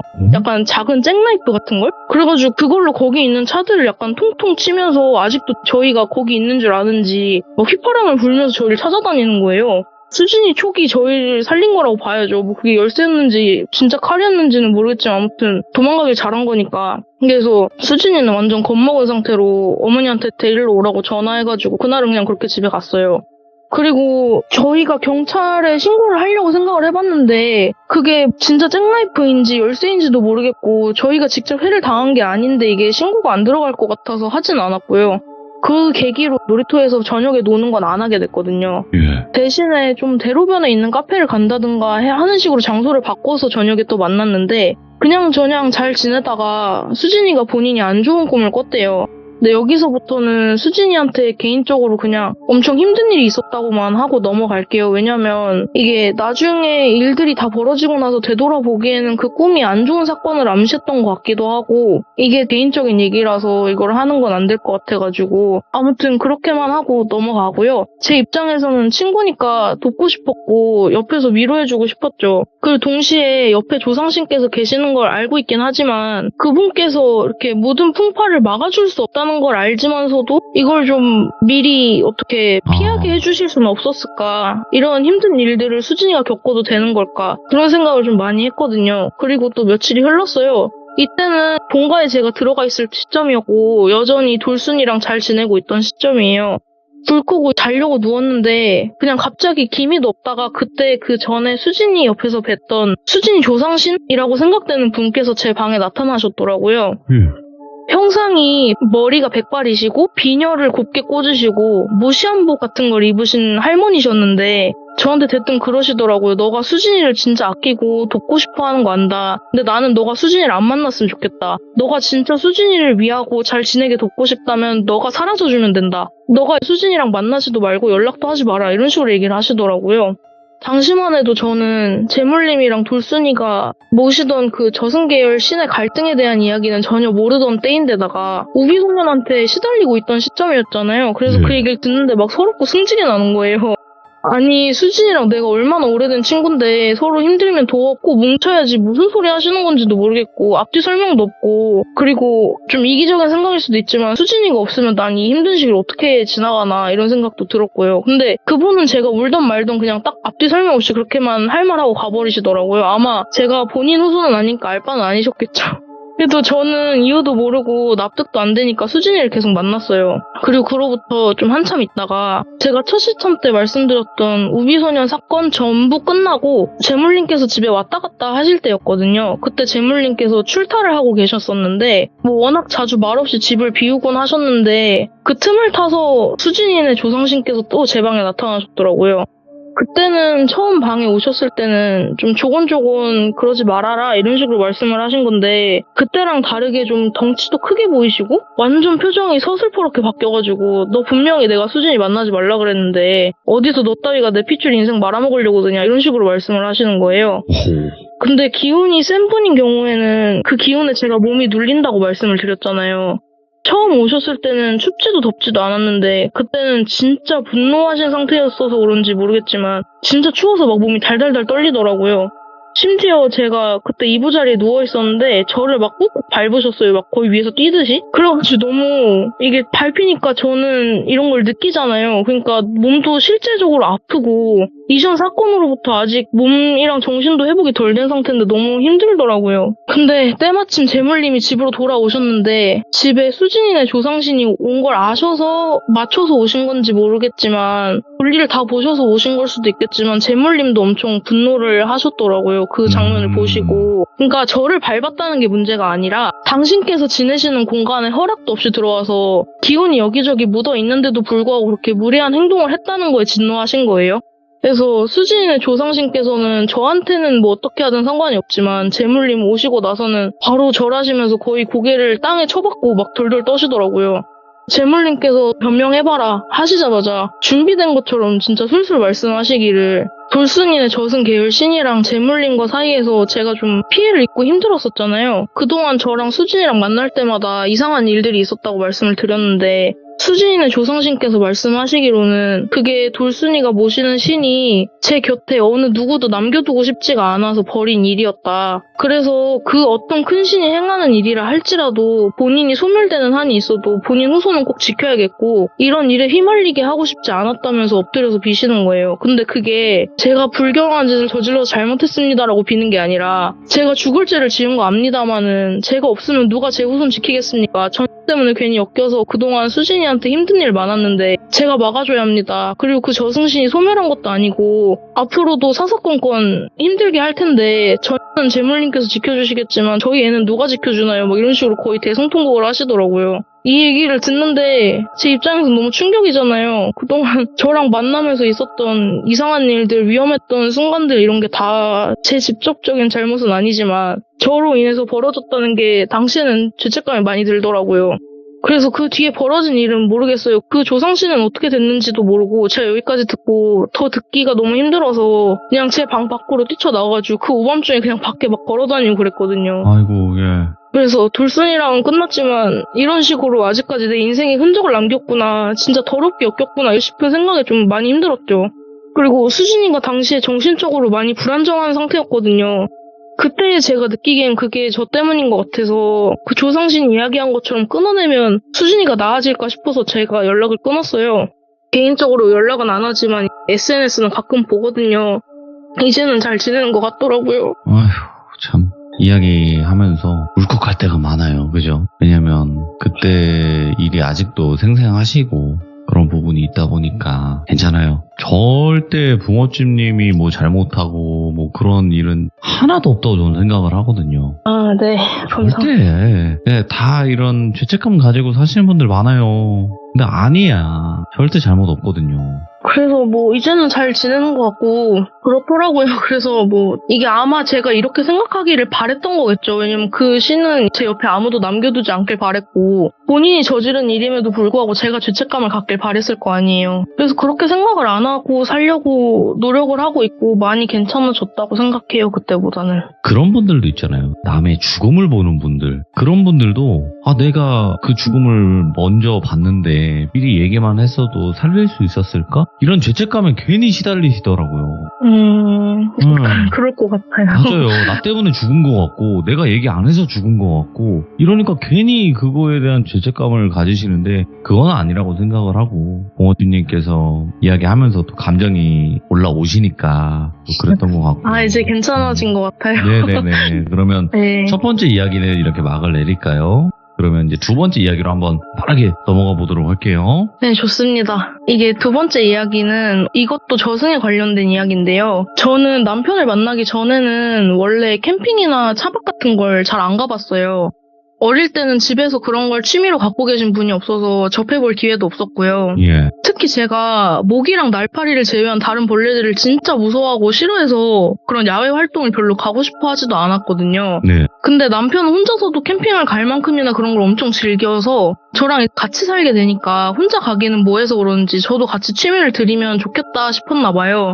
그래서 캠핑에 있어서 좀 텐트를 친다거나 장작불을 붙인다거나 하는 그런 귀찮은 일들을 다 도맡아서 해주면서 제가 캠핑이랑 차박을 좋아하게 될 때까지 좀 도와줬어요. 결론적으로는 그 작전이 성공을 해서 지금은 저도 그런 활동을 되게 좋아하거든요. 오. 저랑 남편은 서울에 살고 있지만 우리 뭐 어디 해남이나 놀러 갔다 와볼까? 막 이런 식으로 얘기가 나오면 바로 거기로 가서 맛있는 거 먹고 풍경 구경하고 돌아오다가 시간 늦으면 차 뒤에 침대랑 다 세팅되어 있으니까 그냥 차박하고 돌아오면 되지 하고 무작정 출발하고 이러거든요. 근데 그 중에서도 제가 강화도를 진짜 좋아해요. 거길 되게 자주 가는데 거기는 먹을 것도 되게 다양하고 제가 시골 풍경이랑 맑은 공기 이런 걸 되게 좋아하는데 제가 원하는 거에 부합하는 지역이라서 제가 상당히 길친데 강화도에 다니던 길은 외울 정도로 익숙하거든요. 와, 예. 그래서 그날도 강화도를 가서 신나게 놀고 저녁에 돌아오는 길이었어요. 이미 해는 완전 저물어서 깜깜해진 뒤였고 늘 다니던 길이니까 거기에 동물이 좀 많이 튀어나와가지고 그걸 조심하면서 천천히 달리고 있었거든요. 근데 저랑 남편이 느끼기에 갑자기 어느 순간부터인가 길이 좀 낯설게 느껴지는 거예요. 거의 제 집처럼 다니던 곳이라서 중간에 빠지는 길도 없었는데 길을 잘못 들었을 리가 없잖아요. 주변의 풍경은 좀 바뀌었더라고요. 그러니까 한 가지 이상했던 게 거기가 원래 약간 다니다 보면 이쯤에 공장이 있겠다 하는 것까지 다 외울 정도로 저희가 잘 다니는데 아무리 가도 그 공장은 안 보이고 막 계속 논밭밖에 안 펼쳐져 있는 거예요. 그리고 가로등 불빛이 어두운 밤이니까 주변으로 좀 쫙 퍼지면서 도로를 밝게 비춰줘야 되잖아요. 근데 그게 아니라 빛이 좀 퍼지다 마는 것처럼 이게 안개가 끼면 빛이 퍼지진 못하지만 빛이 물방울에 산란되면서 좀 잘게 깨지는 게 보이잖아요. 근데 그게 아니라 빛이 퍼지다가 가까이까지 못 오고 그냥 완전 어둠에 흡수되는 느낌이었어요. 그래가지고 뭔가 오늘 좀 이상하게 어둡다 이렇게 생각하면서 그냥 갔는데 가다 보니까 그 전에는 못 봤던 1층짜리 작은 오두막같이 생긴 백반집이 있는 거예요. 못 보던 거면 새로 생긴 데일 테니까 건물도 뭔가 새 거인 티가 나야 되는데 그런 거 없이 그냥 마치 그 자리에 계속 있었던 것처럼 보이더라고요. 엄청 허름한 그런 것도 아니었어서 마침 저녁도 안 먹은 상태인데 남편이 배고픈 걸 진짜 못 참거든요. 그래가지고 그냥 둘이 차를 세우고 들어갔죠. 들어가니까 식당이 되게 작았는데 한 6팀 정도 앉을 수 있는 자식 공간이고 그 신발 벗고 턱 올라가서 방석에 앉아서 밥 먹는 그런 식이었어요. 벽도 약간 황토벽처럼 흙벽이고 조명이 약간 어둡게 간접등처럼 달려있어서 여기 되게 분위기 특이하다 이러면서 들어가갖고 주문 받아주시는 분도 안 보여서 일단 그냥 들어가서 앉으니까 주문 받으러 오시더라고요. 메뉴판에 뭐 불고기 정식, 생선구이 정식 막 이런 식으로 있었는데 다 X자로 주문 안 된다고 표시돼 있고 기본 정식 하나만 주문이 가능하다는 거예요. 근데 가격이 인당 거의 4만 원 했던 것 같아요. 제 기억으로 39,000원? 막 이런데 이게 정식 하나에 4만 원씩이나 하나 이건 좀 아닌 것 같아가지고 남편한테 나가자 그랬는데 남편은 지금 당장 너무 배가 고파서 이 밤길 운전하는데 지장이 있을 것 같으니까 그냥 여기서 먹자고 하더라고요. 탐탁치는 않지만 그냥 음식을 기다렸어요. 근데 그마저도 엄청 늦게 나오는 거예요. 나온 음식들이 오래 걸린 만큼 좀 맛있길 기대하잖아요. 근데 이게 엄청 오래전에 만들어둔 걸 그냥 대충 냉장고에서 방금 꺼내서 차린 것처럼 너무 성의가 없는 거예요. 아니 하다못해 전자레인지라도 돌리면 됐을 텐데 왜 장사를 이런 식으로 하실까 싶은 생각도 들고 또 이상한 건 일반 정식이라 그랬는데 나온 반찬들이 무슨 제사상에 올릴 법한 전, 나물, 잡채 막 이런 게 올라온 거예요. 가짓수는 되게 많은데 음식이 신선해 보이지도 않고 식당 안에 막 파리도 날아다니고 그러니까 입맛이 떨어져서 저로서는 음식을 거의 안 건드렸고 남편은 배가 많이 고팠는지 제 것까지 잘 먹더라고요. 밥 먹는 내내 그 음식을 갖다 주신 아저씨 한 분이 계셨는데 그분이 다른 테이블에 앉아서 턱을 괴고 저랑 남편이 밥 먹는 걸 계속 빤히 바라보고 계시는 거예요. 시선이 너무 부담스러워가지고 눈을 자꾸 피했는데 빤히 쳐다봐서 참다가 왜 그러세요? 이러고 여쭤봤는데 대답을 안 하시더라고요. 한참 후에 그게 왜 입에 좀 안 맞으세요? 들질 않으시네? 이런 식으로 얘기를 하시면서 좀 씁쓸하게 웃으시는 거예요. 근데 표정이 뭔가 시비 걸거나 그러시는 표정은 아니어서 저는 당황스럽긴 한데 그래도 내가 잘 안 먹는 게 뭔가 차린 사람 입장에서 기분이 좀 그러실 수도 있겠거니 하고 그냥 저 지금 배가 안 고파서요 이렇게 대충 얘기하고 말았거든요. 그리고 남편은 뭐 맛이야 어찌됐든 배부르게 먹었다 이러면서 자리에서 일어나서 계산을 하러 갔는데 카드를 내밀었더니 카드가 안 된대요. 그래서 계좌이체 해드리겠다 그랬더니 계좌이체도 안 된대요. 본인들은 현금만 받겠다 이거예요. 그래서 그때부터는 진짜 좀 화가 나더라고요. 두 명이서 8만 원을 내고 솔직히 말해서 음식 같지도 않은 그런 걸 받았는데 현금만 고집하니까 탈세하려고 저러나 싶고 좀 괘씸하더라고요. 그래서 남편도 그런 거에 좀 화가 많이 났는지 뭐라고 했거든요. 아니 카드가 안 되면 밖에 써붙여 놓으시던가 그러면 안 들어왔을 텐데 지금 현금이 없다 경찰 부르세요 막 이러고 좀 언성이 높아졌어요. 근데 저희가 진짜 맹세코 욕이나 심한 말은 절대 안 했거든요. 남편이 좀 험악하게 생긴 편이라 조금만 언성이 올라가도 오해하실까 봐 밖에서는 둘 다 되게 조심하는 편이에요. 근데도 그 아저씨가 엄청 막 겁먹으신 것처럼 손을 덜덜 떨면서 목소리가 막 갈라지시더라고요. 근데 그 와중에도 말씀으로는 왜 현금도 안 갖고 다니냐고 막 손가락질하면서 적반하장을 소리 지르시고요. 그랬더니 주방 쪽에서 부인으로 보이신 어떤 아주머니가 뛰어나와서 죄송하다고 바깥 양반이 몰라봬서 그런 거다 진짜 죄송하다 용서해 주시라 이러면서 연신 허리를 숙이시더라고요. 근데 죄송하다고 그러시고 용서해 주시라는 것도 좀 과하긴 하지만 저희가 신고할까봐 그러셨다고 쳐도 몰라봬서 그랬다는 말은 좀 이해가 안 가잖아요. 그리고 음식이 너무 별로고 솔직히 그거에 비해서 가격이 지나치게 비싸긴 했지만 어쨌거나 저희가 음식을 먹었으면 값을 내는 건 당연한 거잖아요. 근데 그게 아니라 마치 약간 인정에 호소하듯이 한 번만 화 가라앉히고 돈 내고 넘어가 주시면 저희가 다음부터는 여기서 장사 2번 다시 안 할게요. 앞으로는 절대 눈에 띄지도 않을게요. 이런 식으로 말씀을 하시는 거예요. 어이구, 예. 그래서 저랑 남편은 아주머니랑 아저씨가 진짜 금방이라도 막 눈물 터뜨릴 것 같은 목소리로 덜덜 떨면서 사과하시니까 저희가 진짜 이 정도로 뭐라 하진 않았는데 싶으면서 되게 당황스럽고 우리가 너무했던 지점이 있나? 싶은 생각에 어조를 부드럽게 하면서 지금 저희가 현금이 없어서 말씀드리는 거지 저희가 이렇게 막 하려는 게 아닙니다. 진짜 죄송해요. 이렇게까지 하실 필요 없어요. 진짜 현금이 없다니까요 하면서 지갑을 열어서 보여드리려고 했거든요. 근데 저희가 원래 현금을 안 뽑아서 다녀요. 삼성페이가 핸드폰에 있는데 굳이 뭐 사실 카드도 안 들고 나가도 되잖아요. 그래서 어디 멀리 갈 때나 좀 카드 정도 챙기는 거지 현금은 그래봤자 뭐 1, 2만 원밖에 안 갖고 다니거든요. 근데 그 안에 5만 원권 2장이 있는 거예요. 그러니까 음식값 계산하고 남는 거죠. 아주머니 아저씨는 막 그렇게 그러고 계시는데 저희가 딱 지갑 내미니까 안에 5만 원권 2장이 있잖아요. 상황이 이상해졌으니까 이게 사람 된 도리를 어떻게 해요. 그냥 냈죠. 먹은 거는 한 8만 원도 안 되는데 죄송한 마음에 5만 원권 2장 내고 거스름돈도 안 받았어요. 그리고 집에 돌아와서 또 아무 일 없이 그냥 지내다가 며칠 후에 강화도를 또 갔거든요. 네? 이유가 있어서 간 건 아니고 그냥 강화도를 좋아해서 되게 자주 간다고 말씀을 드렸잖아요. 그래서 그날 있었던 일이 떠올라서 거기로 이번에는 낮에 다시 가보자 이렇게 하고 그쪽으로 갔어요. 근데 그때 갔던 길 그대로 도로에 진입을 했는데 그때 봤던 그 풍경이 안 나오는 거예요. 원래 다니던 길 그대로 뭐 이쯤 어디 있던 공장도 정상적으로 보이고 막 그러는데 그때 그 백반집이랑 지붕이 똑같아 보이는 원두막 같은 구조물이 지어져 있는 거예요. 근데 그게 이미 나무는 썩어서 좀 기울어져 있고 바닥은 막 마루가 약간 내려앉은 줄도 있고 거미줄에 먼지가 막 뽀얗게 쌓여있고 이러는 거예요. 누가 봐도 이거는 방치된 지가 한참 지난 거예요. 그래서 와. 저랑 남편이랑 둘 다 이러고 아무 말도 못하다가 서로 방금 봤어? 저 우리가 밥 먹었던 데 아니야? 막 이러면서 아니 이게 뭐야? 무슨 이러면서 이제 지나갔거든요. 둘 다 뭐에 홀렸던 게 아닌가 하면서 지나갔는데 생각해보니까 그날 저녁에 저희가 딱 집에 돌아오고 나서 재물님께서 뭐 명상하고 계시다 갑자기 저희 들어오자마자 너희 아무데나 나다니지 마라 이러셨던 게 생각이 나는 거예요. 그래서 그때는 그냥 평소처럼 이거 조심해라 저거 조심해라 이야기해주시는 같다 하고 넘어갔거든요. 그래서 혹시나 저희 부부랑 좀 비슷한 경험을 한 사람이 있을까 해서 여기저기 찾아봤어요. 근데 비슷한 경험담이 있더라고요. 근데 비슷한 게 그 공통적인 내용이 좀 음식이 차갑고 신선하지가 못하고 반찬도 무슨 막 제사 음식 같은 게 나오고 식당 내부는 관리가 안 된 채로 좀 너저분한 상태래요. 그리고 현금만 받는데 음식값이 터무니없이 비싼 것까지 똑같은 거예요. 그래서 밥 먹고 너무 불쾌해서 한 경험이 신고를 하려고 한다거나 먹고 탈나서 정식으로 불만을 제기하려고 그 식당이 있던 자리를 다시 돌아가 보면 식당은 흔적도 없다거나 아니면 아예 폐가나 막 다 쓰러져가는 장소라는 거예요.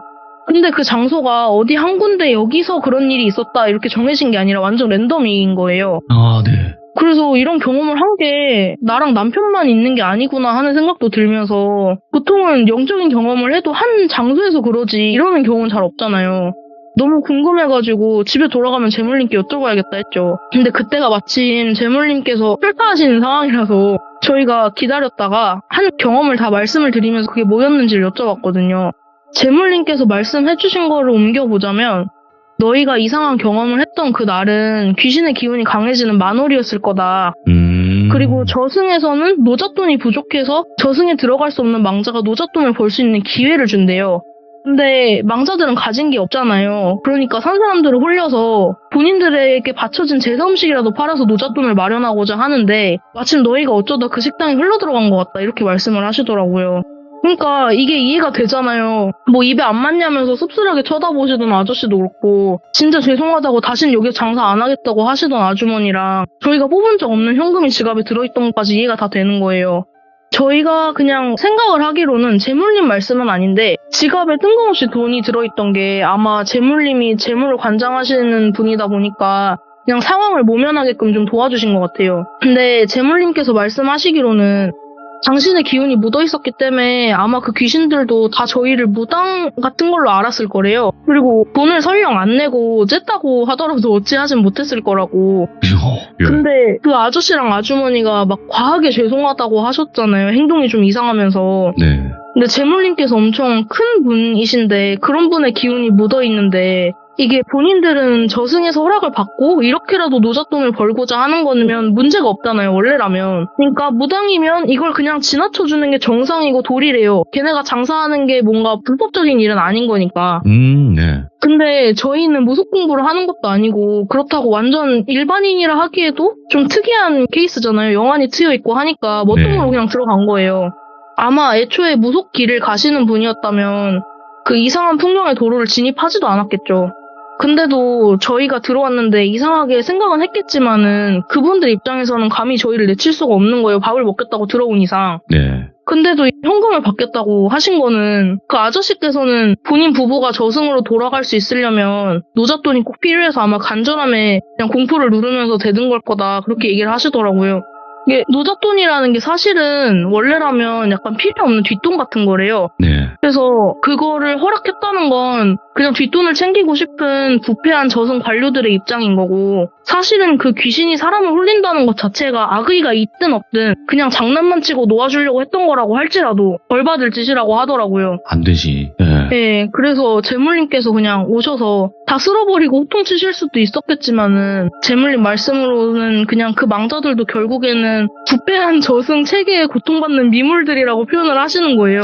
아니, 제가 이런 표현을 쓴 게 아니라 진짜 미물이라고 하셨어요. 한낱 미물일 뿐이다. 뭐 이런 느낌 아니에요. 네, 맞아요. 그렇게 말씀을. 그래서 그냥 노잣돈을 대신 주신 거래요. 저희는 현금을 안 갖고 다니는데 돈이 있었던 거겠죠. 네.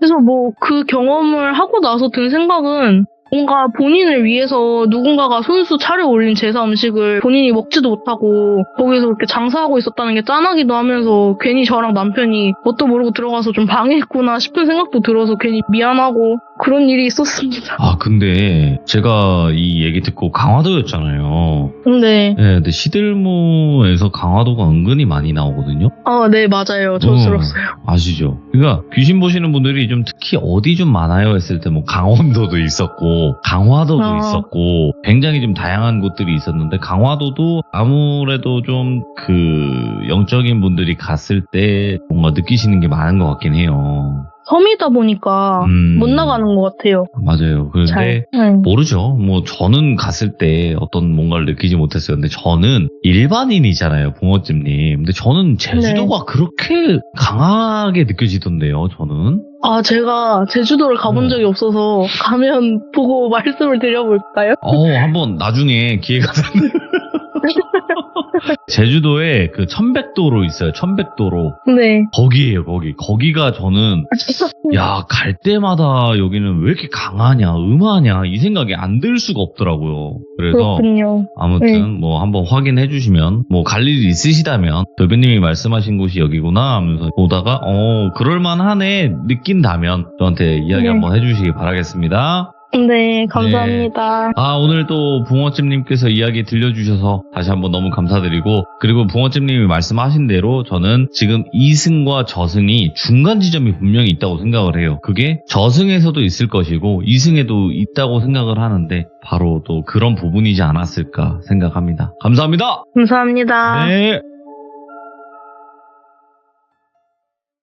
자, 이번 이야기는 시청자 붕어찜님께서 시들무에 찾아와 주셨습니다. 오늘 붕어찜님이 들려주실 이야기, 어떤 이야기일지는 우리 시청자분들과 함께 확인을 해보도록 할게요. 네, 여보세요. 붕어찜님, 아, 네. 반갑습니다. 반갑습니다. 자, 일단은 오늘 붕어찜님께서 들려주실 이야기도 귀신 이야기가 될까요? 하나는 약간 사람 공포 같은 이야기고요. 공포. 네, 하나는 귀신에 대한 이야기예요. 오, 이제 두 가지가 들어가 있는 뭔가 선물 세트 같은 느낌? 네, 짧은 이야기라서 두 개를 준비해봤어요. 감사합니다. 자, 그러면 첫 번째 현실 공포 이야기부터 바로 출발을 해보도록 할게요. 렛츠고! 길십니다. 붕어찜이에요.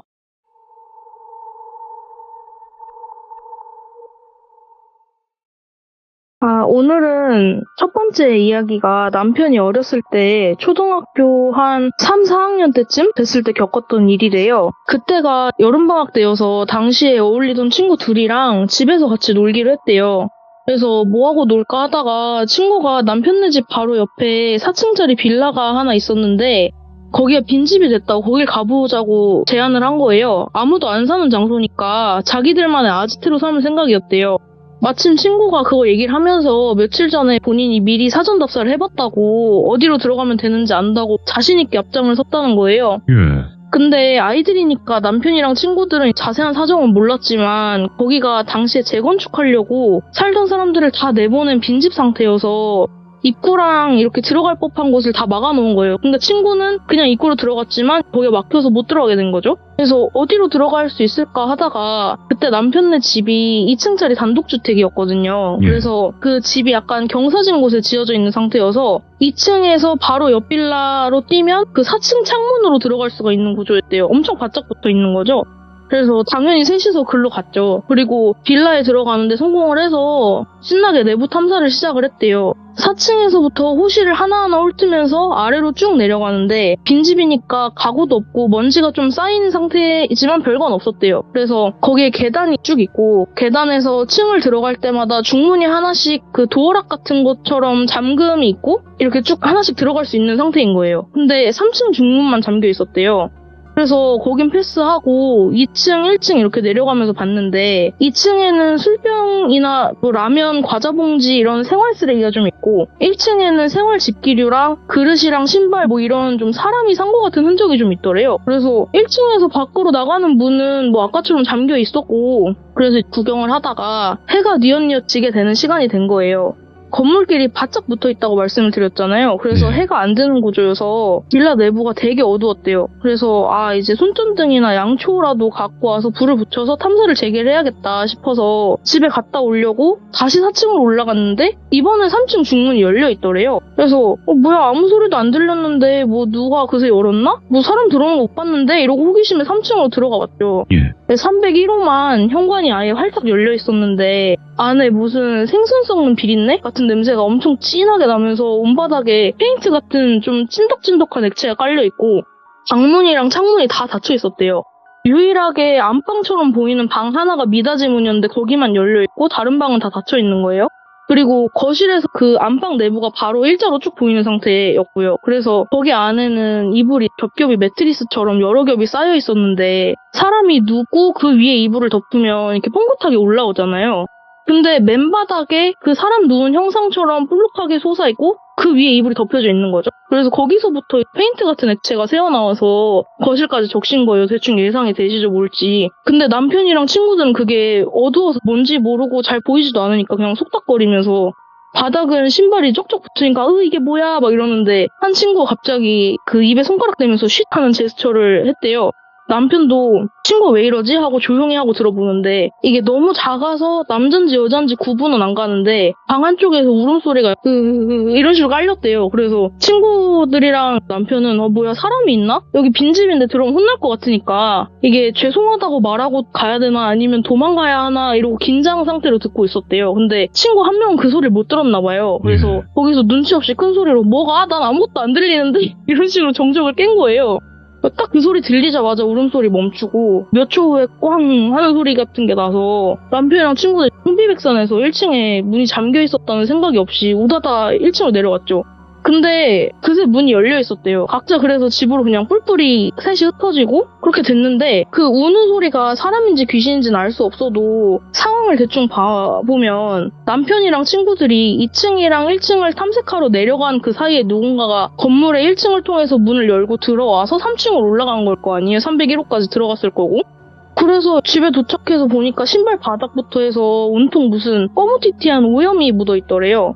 부모님께서는 너 또 시장에서 놀다 왔냐 이렇게 뭐라고 타박을 하셨대요. 그때 당시에 시장에 그 머리만 제거된 돼지를 해체하는 정육점 같은 곳이 있었는데 거기가 그러면 피바다가 될 거 아니에요. 돼지 피로. 거기서 놀다 와서 신발 이렇게 더럽혔냐고 막 혼내시고 남편은 거기 간 게 아니라 옆 빌라에서 친구들이랑 놀고 왔다 이렇게 얘기를 했는데 부모님께서는 옆 빌라에 아무것도 없을 텐데 뭘 하고 놀았길래 그냥 시장에서 놀고 왔다고 하면 되지 이런 식으로 거짓말한다고 생각을 하셨는지 그냥 넘어가셨대요. 그니까 나중에 보니까 그 신발에 묻은 건 다 삐었던 거고 그 빌라 301호의 바닥에 온통 깔린 그 끈적하고 꺼무티티한 게 페인트가 아니라 피고 그게 엄청 냄새가 심했을 텐데 애기들이니까 그 진한 피 냄새를 처음 맡아보는 거잖아요. 그러니까 뭔지 모르고 생선 비린내인가 이러면서 들어간 것 같아요. 혼날까봐 말도 못하고 그렇게 시간 지나고 좀 겁이 나서 바로 다음날 만나진 못하고 한 며칠 있다 한 3, 4일 후에 친구랑 다시 모여서 이게 저희는 지금 이해가 안 가지만 애기들이잖아요. 그래서 우리 아지트를 포기할 순 없다 이러고 손전등을 들고 다시 탐사를 하기로 했대요. 그럼 안 되는데 그래서 다시 그 4층 창문으로 들어가서 쭉 둘러보다가 친구 한 명이 문제의 301호를 다시 가보자고 했대요.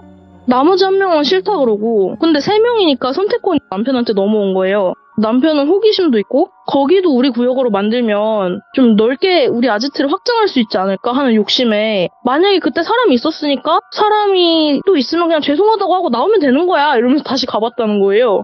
근데 다시 갔더니 벽지며 장판이며 이불이고 싹 사라져 있고 수영장 냄새가 그렇게 나더래요. 근데 애들은 몰랐을 수 있겠지만 그건 이제 락스 냄새라는 건 저희는 알잖아요.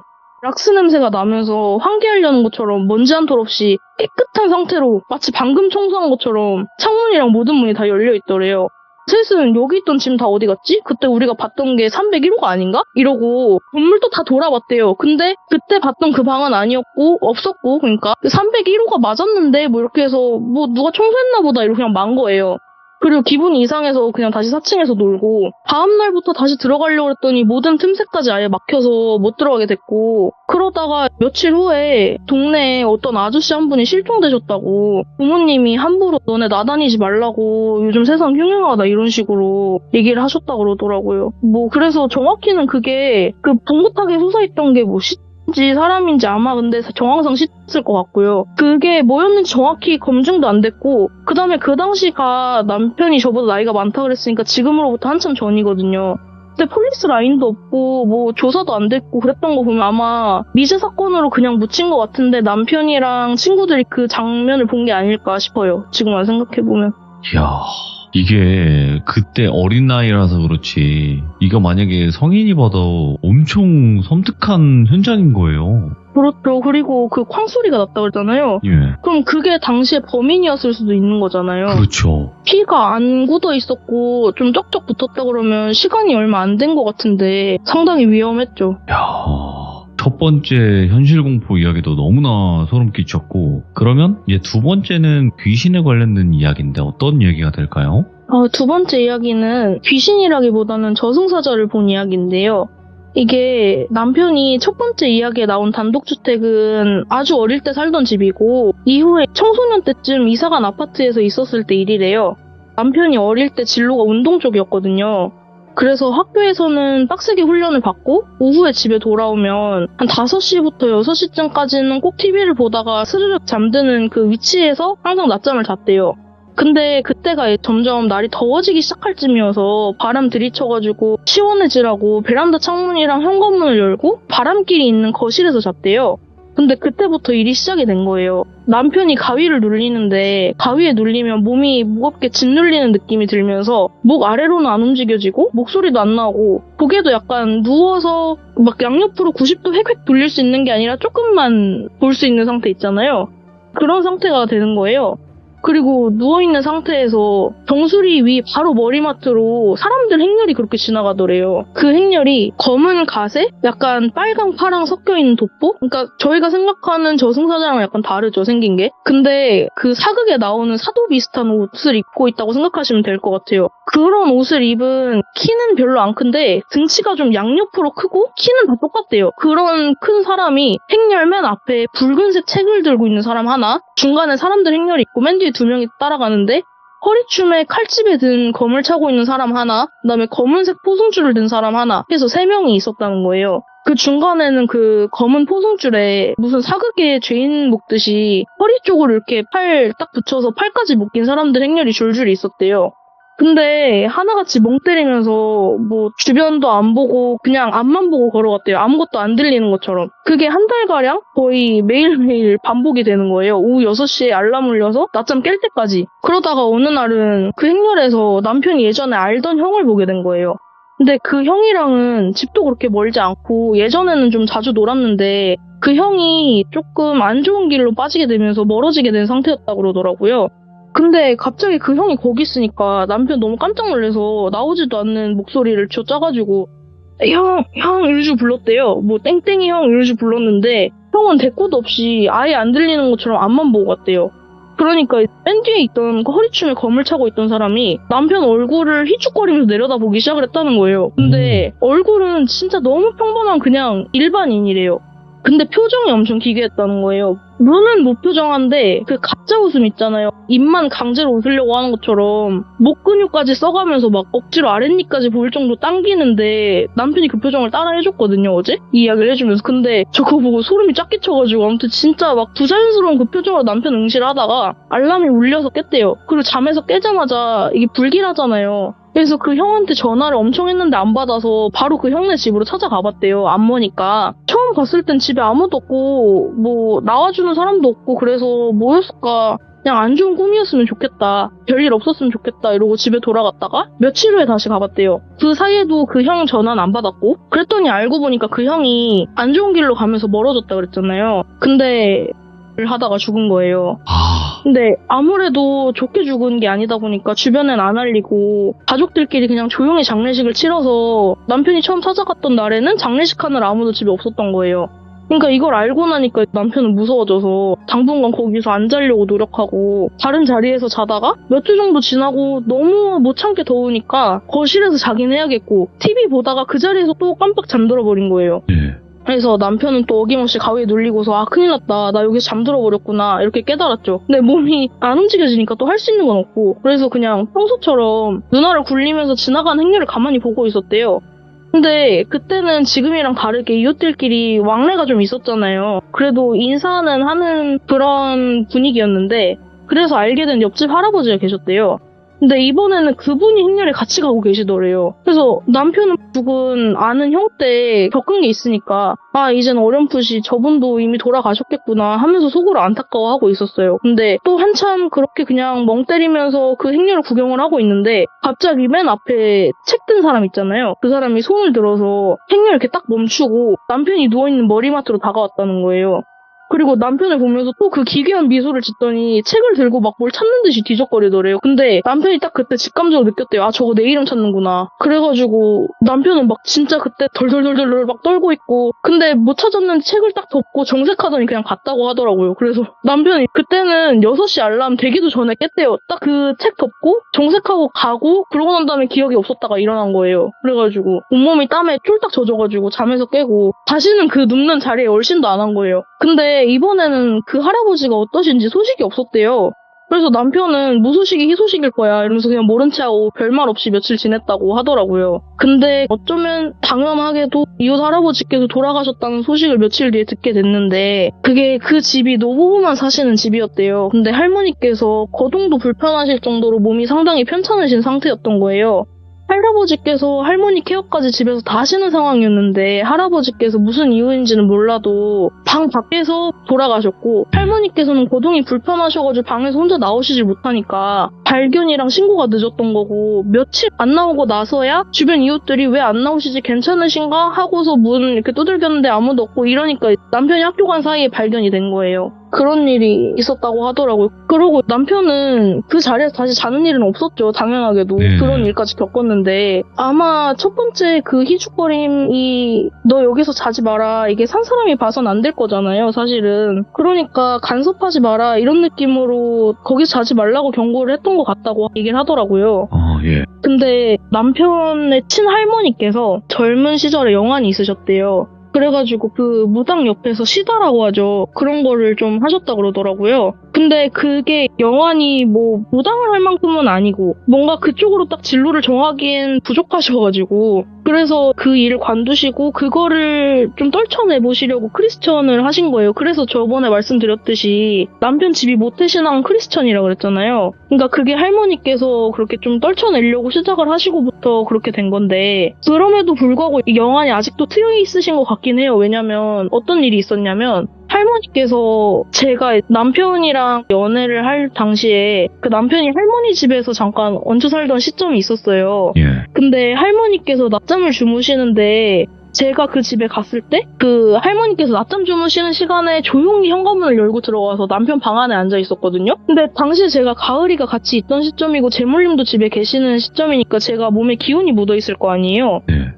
근데 할머니께서 그걸 느끼셨는지 제가 왔다고도 말을 안 했고 그 당시 신발을 방 안에 들고 들어갔어요. 할머니가 나오시면 약간 조금 뻘쭘할 것 같아가지고 그래가지고 들고 들어갔는데 제가 안에 있다는 걸 아실 리가 없는데 자꾸 방 밖에서 약간 고개를 기웃기웃하시면서 이상하다 뭐가 있는데 막 이러시는 거예요. 그래가지고 남편은 아유 뭐가 있어요 할머니 이런 식으로 좀 집에 몰래 데려온 느낌이라서 그렇게 얘기를 했는데 할머니께서 너 뭐 주워왔냐 혹시 물건 같은 거 주워왔냐 아니면 뭐가 있는데 막 이런 식으로 얘기를 하시기도 하고 예. 또 제가 남편이랑 결혼을 할 때쯤에 그거를 미리 아신 분이기도 하셨어요. 제가 남편이랑 결혼을 결심을 하고 아직 그쪽 부모님께 말씀을 안 드린 시점에서 남편 이름을 얘기하면서 땡땡이 올해 결혼할 것 같다. 집안에 약간 황금 복돼지가 들어오는 꿈을 꿨는데 막 새끼를 줄줄이 낳더라 이런 식으로 말씀을 하셨대요. 근데 아마 그게 재물림 때문에 그렇게 말씀을 하신 게 아닐까 싶어요. 그런 식으로 영환이 아직도 트여 계신 분인데 그분이 집에 왔는데 뭔가 싸하다고 계속 그러셨대요. 집이 더운데 왜 이렇게 춥지? 왜 이렇게 좀 싸하지? 이런 식으로 말씀을 하셨다는 거예요. 그래가지고 남편은 그런 일이 있어서 혹시 그런가 싶은 생각은 들었지만서도 걱정드리고 싶지 않으니까 그냥 뭐 할머니 아무 일 없어요. 저희 다 잘 지내요. 이런 식으로 말씀을 드렸는데 할머니께서 그 현관이랑 베란다 창 쪽을 계속 뚫어져라 이렇게 번갈아 가면서 쳐다보시더래요. 거실에 가만히 그 가운데 서셔가지고 그러고 난 다음에 이거 우리 장손한테 좀 안 좋을 것 같다 이런 식으로 얘기를 하시고 그 현관에다가 뭘 하셨는데 남편은 정확히 모른대요. 뭐 그런 거를 약간 그 크리스천 집이니까 그런 걸 별로 원치 않으시는 분위기니까 할머니께서 혼자 뭘 하셨는데 남편한테까지는 말을 안 한 것 같아요. 그래가지고 너는 방에 들어가 있어라 뭐 이런 식으로 얘기를 하시고 그 다음부터 그런 게 없었다고 하더라고요. 근데 또 희한한 거는 베란다 창에서부터 현관 쪽으로 가는 방향이었대요. 그 행렬이. 근데 그런 일이 있으니까 남편이 웬만하면 둘 다 문을 안 열려고 하는 거죠. 더워도. 근데 가족 구성원들이 더우니까 문을 열어놓으면 현관문은 뭐 치안도 안 좋다 이런 핑계 대면서 닫아놨대요. 남편이. 그럼 베란다 창은 열려있고 현관문은 닫혀있는 거잖아요. 근데 베란다 창에서부터 들어오는 행렬이 남편 눈에는 가끔씩 보이는데 그 행렬이 베란다 창에서부터 들어와서 현관문에서 막혀가지고 닫혀있으니까 거길 지나가질 못하고 그냥 가만히 서 있더래요. 그 줄이. 그런 경험을 좀 했다고 하더라고요. 그래서 신기해서 가져와봤습니다. 그렇죠. 근데 또 희한한 거는 이게 할머니께서 뭐 영환이 아무리 있으신 분이라고 해도 사실은 그쪽에 그렇게 깊이 종사하실 정도로 그런 분은 아니셨었기 때문에 그쪽 무업을 관두신 건데 그런데도 불구하고 그 현관에 뭘 했는지는 모르겠지만 아무튼 그걸로 저승사자가 가는 길을 막았다는 게 좀 이상하기도 하고 아무튼 뭐 신비한 이야기라고 생각이 돼서 들고 와봤습니다.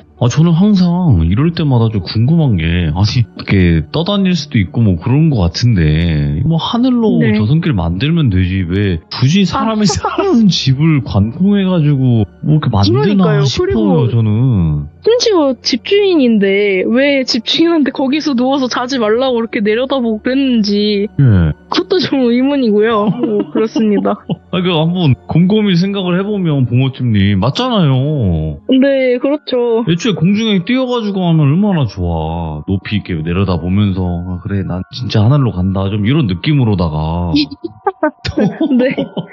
야, 오늘 붕어찌님께서 또 두 가지 이야기를 너무나 또 맛깔나게, 이거 봐요. 이야기 시작하면 확 사람이 변해. 감사합니다. 너무너무 잘해주셨어요. 진짜 감사드리고, 앞으로도 또 수많은 이야기들 많이 들려주세요, 붕어찌님. 네, 네, 감사합니다. 감사합니다. 네. 여러분들 붕어찜님 이야기 첫 번째 고양이 할배 편 안 보신 분들 진짜 미쳤습니다. 그건 꼭 보셔야 돼요. 왜 여기서 재물림이 나오고 뭐라고 하는지 잘 모를 수도 있어요. 그 첫 번째 고양이 할배 편을 봐야 됩니다. 이분이 왜 이런 일들을 겪고 이런 말이 나오는지는 꼭 보셔야 됩니다. 아시겠죠? 시청해주신 모든 분들 감사드립니다. 고맙습니다.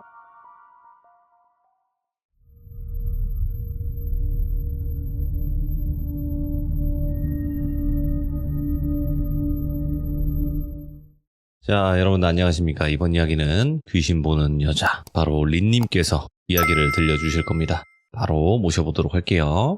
여보세요? 안녕하세요. 또 트레이드 마크가 됐죠. 안녕하세요. 이거. 네. 그거 나중에 벨소리 하나 만들어 보실 생각 없으세요? 그럴까요? 제가 나중에 진짜로 한번 참여자분들의 인사한 말들이 있을 거 아니에요. 특유의. 네. 싸다먹하고 노래를 만들어 버릴까 좀 생각을 하고 있습니다. 리믹스 기대하겠습니다. 그런 리믹스 좀 그런 느낌으로다가 예. 쫙 모아갖고 하면 재밌을 것 같긴 해요. 자, 오늘 린님 오랜만에 또 찾아와 주셨어요. 감사합니다. 감사합니다. 네. 오늘 해주실 이야기는 어떤 이야기가 될까요? 또 여러 가지 이야기들이 많았지만 오늘은 제 친구 소금이라는 친구의 이야기고요. 소금? 진짜 이름이 네. 소금은 아니죠? 아니에요. 그냥 오. 지가 그렇게 불러달라고 했는데 왠지는 저도 네. 모르겠어요. 예, 천일염. 알겠습니다. 그러면 소금님 친구분의 이제 이야기인데 바로 한번 들어보도록 하겠습니다. 렛츠가 기리십니다. 린입니다.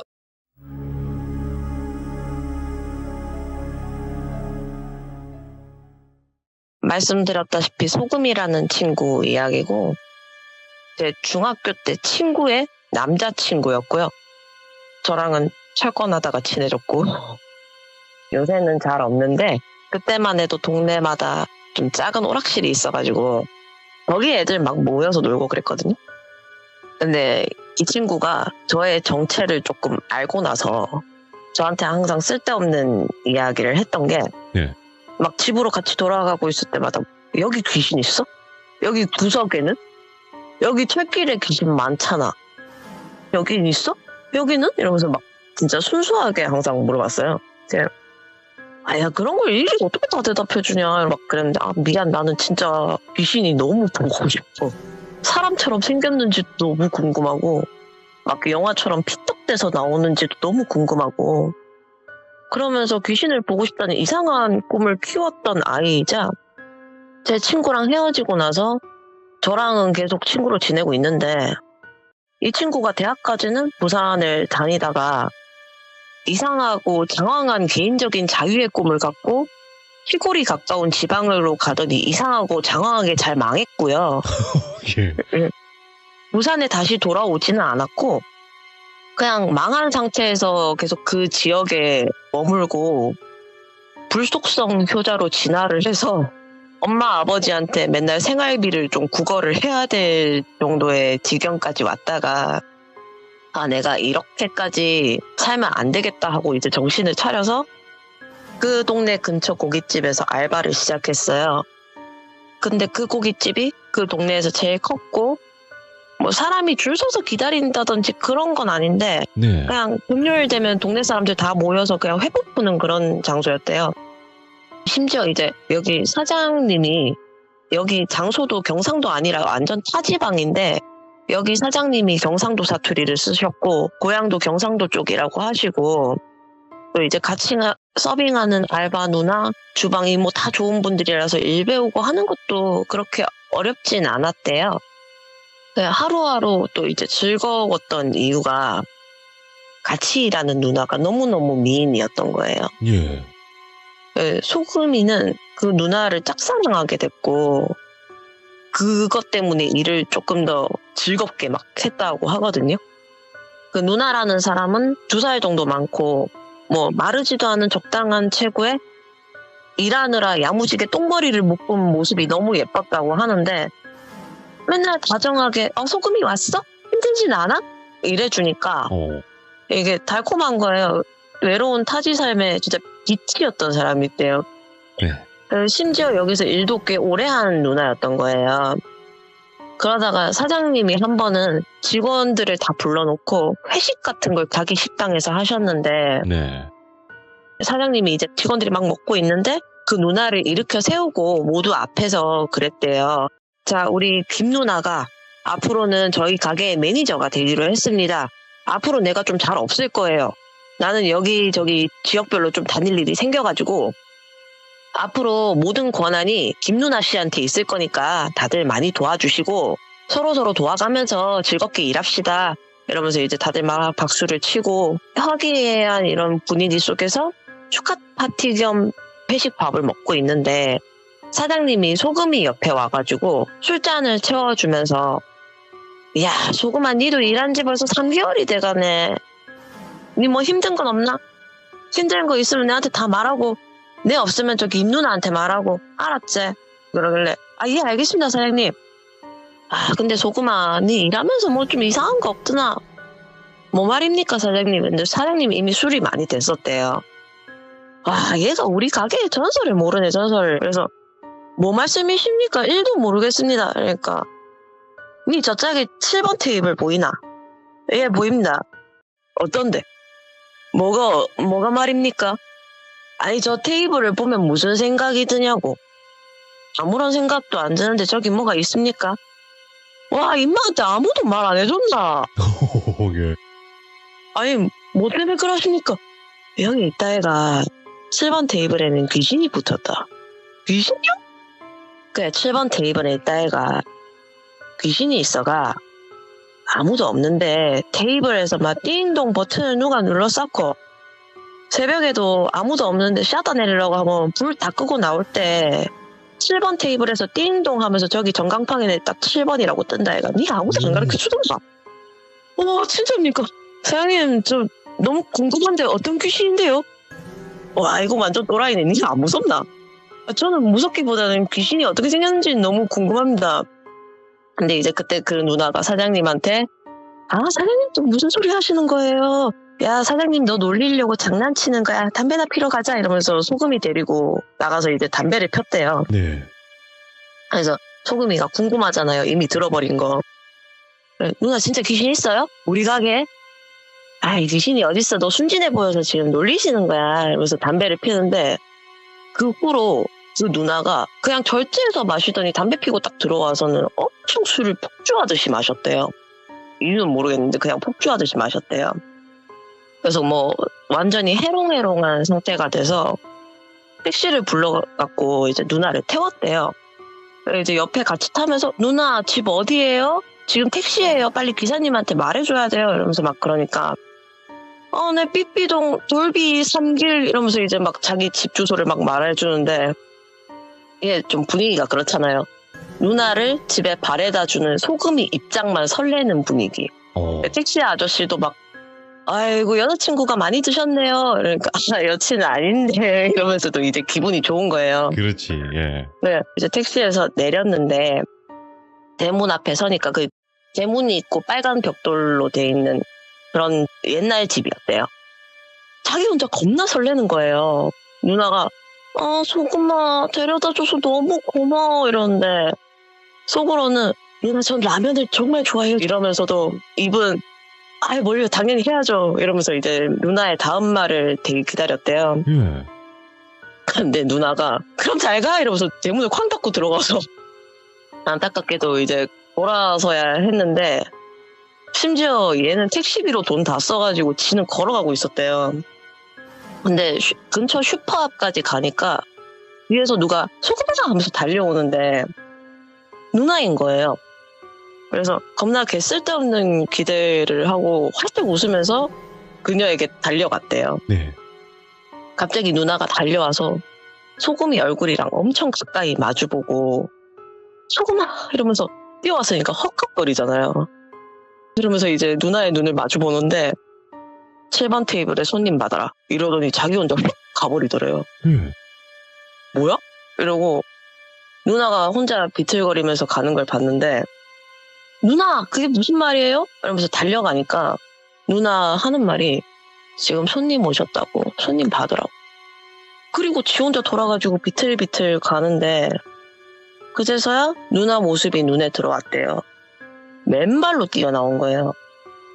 우리 소금이는 누나가 너무 많이 취해가지고 맨발로 와가지고 주사를 부렸나 보다. 네. 이러면서 비틀거리는 모습으로 집 대문 안까지 들어가는 걸 보고 걸어서 집으로 왔다고 해요. 네. 그리고 별일 없다가 몇 주 후에 그때가 손님이 좀 없는 시즌이기도 했고 그 누나가 소금아 이리 와봐 할 말이 있어 이러길래 드디어 나한테 고백을 하시는 건가? 하면서 갔대요.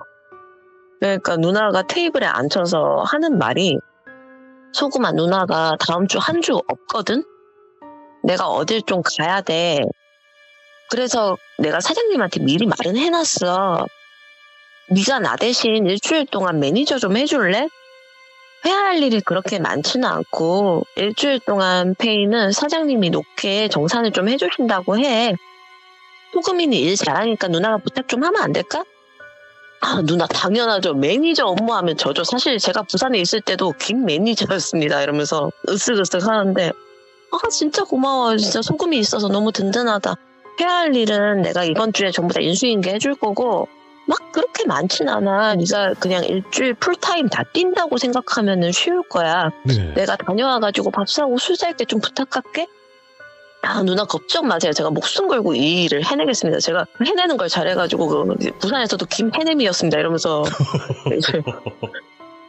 그 고깃집 매니저가 해야 되는 일들을 그 주에 계속 인수인계를 받았는데 뭐 크게 이렇다 한 건 없었대요. 평소에 일하는 것보다 조금 더 많은 수준? 마지막 업무를 배우는데 자 소금아 이게 마지막이야. 저기 7번 테이블 보이지? 예. 저기는 예약석 티켓 알지? 평소에 이거 세워두고 4인 이상 가족인 사람들 오면 안 치고 회식 온다 하면은 그냥 무조건 저기부터 앉혀. 그리고 여기 공장 근처에 외국인 노동자들 많잖아. 그 사람들 오면 무조건 저기 앉혀. 평소엔 자리 주지 마. 알았지? 근데 생각을 해보니까 7번 테이블은 항상 비어 있었대요. 이 가게 자체가 뭐 맨날 복잡한 데도 아니었고 항상 테이블 서너 개가 기본적으로 비어 있는 데다가 7번 테이블이 에어컨 앞이라서 저기 추우니까 사람들이 좀 잘 안 왔나 보다 이러고 그냥 크게 신경 안 썼대요. 네. 근데 그래도 궁금하니까 근데 왜 그렇게 해야 돼요? 설마 사장님이 말한 귀신 있는 거 아니에요? 이러면서 이제 막 웃으니까 누나가 정색을 하더니 아니 이렇게 차갑게 말하고 언제 그랬냐는 듯이 이제 빵긋 웃으면서 에이 봉수질이 때문에 그래 이러는데 봉수질이랑은 전혀 관계가 없잖아요. 소금이도 그게 뭔 상관? 싶은데 그냥 귀찮아서 넘어갔대요. 예. 누나가 진짜 마지막으로 업무 모르겠으면 무조건 나한테 전화해. 사장님한테 전화하지 말고 바쁘시니까 알았지? 일 크게 만들지 말자 이러면서 누나가 떠났고 소금이는 한 주간 매니저를 하게 되는데요. 예. 별일 없이 잘 지나갔고 주방 이모들이 뭐 워낙 잘 알려주고 이래서 크게 어려운 것도 없었대요. 근데 한 20쯤 되던 날에 그날은 진짜 손님이 없었는데 여기가 새벽 1시까지 영업을 해요. 마지막 손님 이미 일찍이 보내드리고 TV를 보면서 놀다가 주방 이모들도 이제 다 정리를 하길래 소금이도 테이블 닦고 이제 테이블 위에 뭐 의자 올리고 네. 정산하고 일찍 받을 준비하고 막 주방 이모들이 우리 작은 매니저님 저희 먼저 가볼게요 하면서 이제 가시는 거 보내드리고 혼자 남은 거예요. 마지막으로 화장실 점검을 하는데 마지막 손님이 오바이트를 해놓은 거예요. 차마 못 봤었대요. 그래서 욕하면서 이제 치우면서 지 혼자 야근을 하고 있는데 입구에 사람이 이렇게 못 열고 들어오면 벨이 딸랑딸랑딸랑 이라는 소리가 들리는데 누가 들어오는 소리가 들렸대요. 막 딸랑딸랑 이러면서 들어오는 소리 들려서 고개만 쏙 내밀고 영화 끝났습니다 이랬는데 아무도 없더래요. 바람이 좀 세게 불었나? 하면서 다시 쏙 들어가서 물 청소를 하는데 이번엔 아예 저기요 하는 목소리가 들렸대요. 그래서 다시 고개를 빼꼼해서 영업 마감했습니다 하고 쏙 나왔는데 또 아무도 없는 거예요. 진짜로 잘못 들었거나 이 야밤에 손님이 술에 취해가지고 어디 숨어 있거나 그럴 것 같아가지고 가게 안을 둘러보고 주방까지 쓱 둘러봤대요.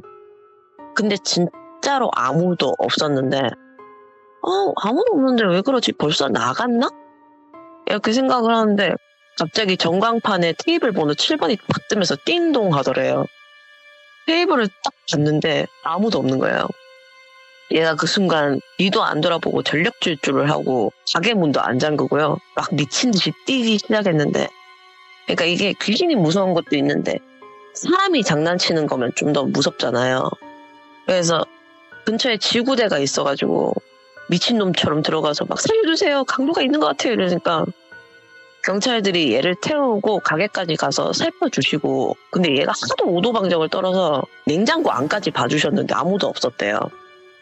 근데 경찰이 살펴봤는데 아무것도 없으니까 그냥 문 잠그고 퇴근해라 해가지고 예 감사합니다 하고 허무하게 이제 집에를 가려고 하는데 웃긴 건 여기 가게가 가게 입구 절반만 셔터가 있었대요. 그 카운터 쪽만 이제 반이 닫히는 거예요. 그 문 쪽은 아예 셔터가 없었는데 가게 불이 다 꺼져 있잖아요. 내가 진짜 잘못 봤나 하는 마음으로 다시 가게 안에 딱 봤는데 띵동 하더니 전광판이 딱 불빛이 딱 뜨는 거 보고 뒤도 안 돌아보고 이제 미친 듯이 집까지 달렸대요. 그리고 누나한테 전화를 했대요. 담배도 막 겨우 물고 벌벌 떨면서 전화를 했는데 누나가 안 받는 거예요. 누나가 바쁜가? 왜 안 받지?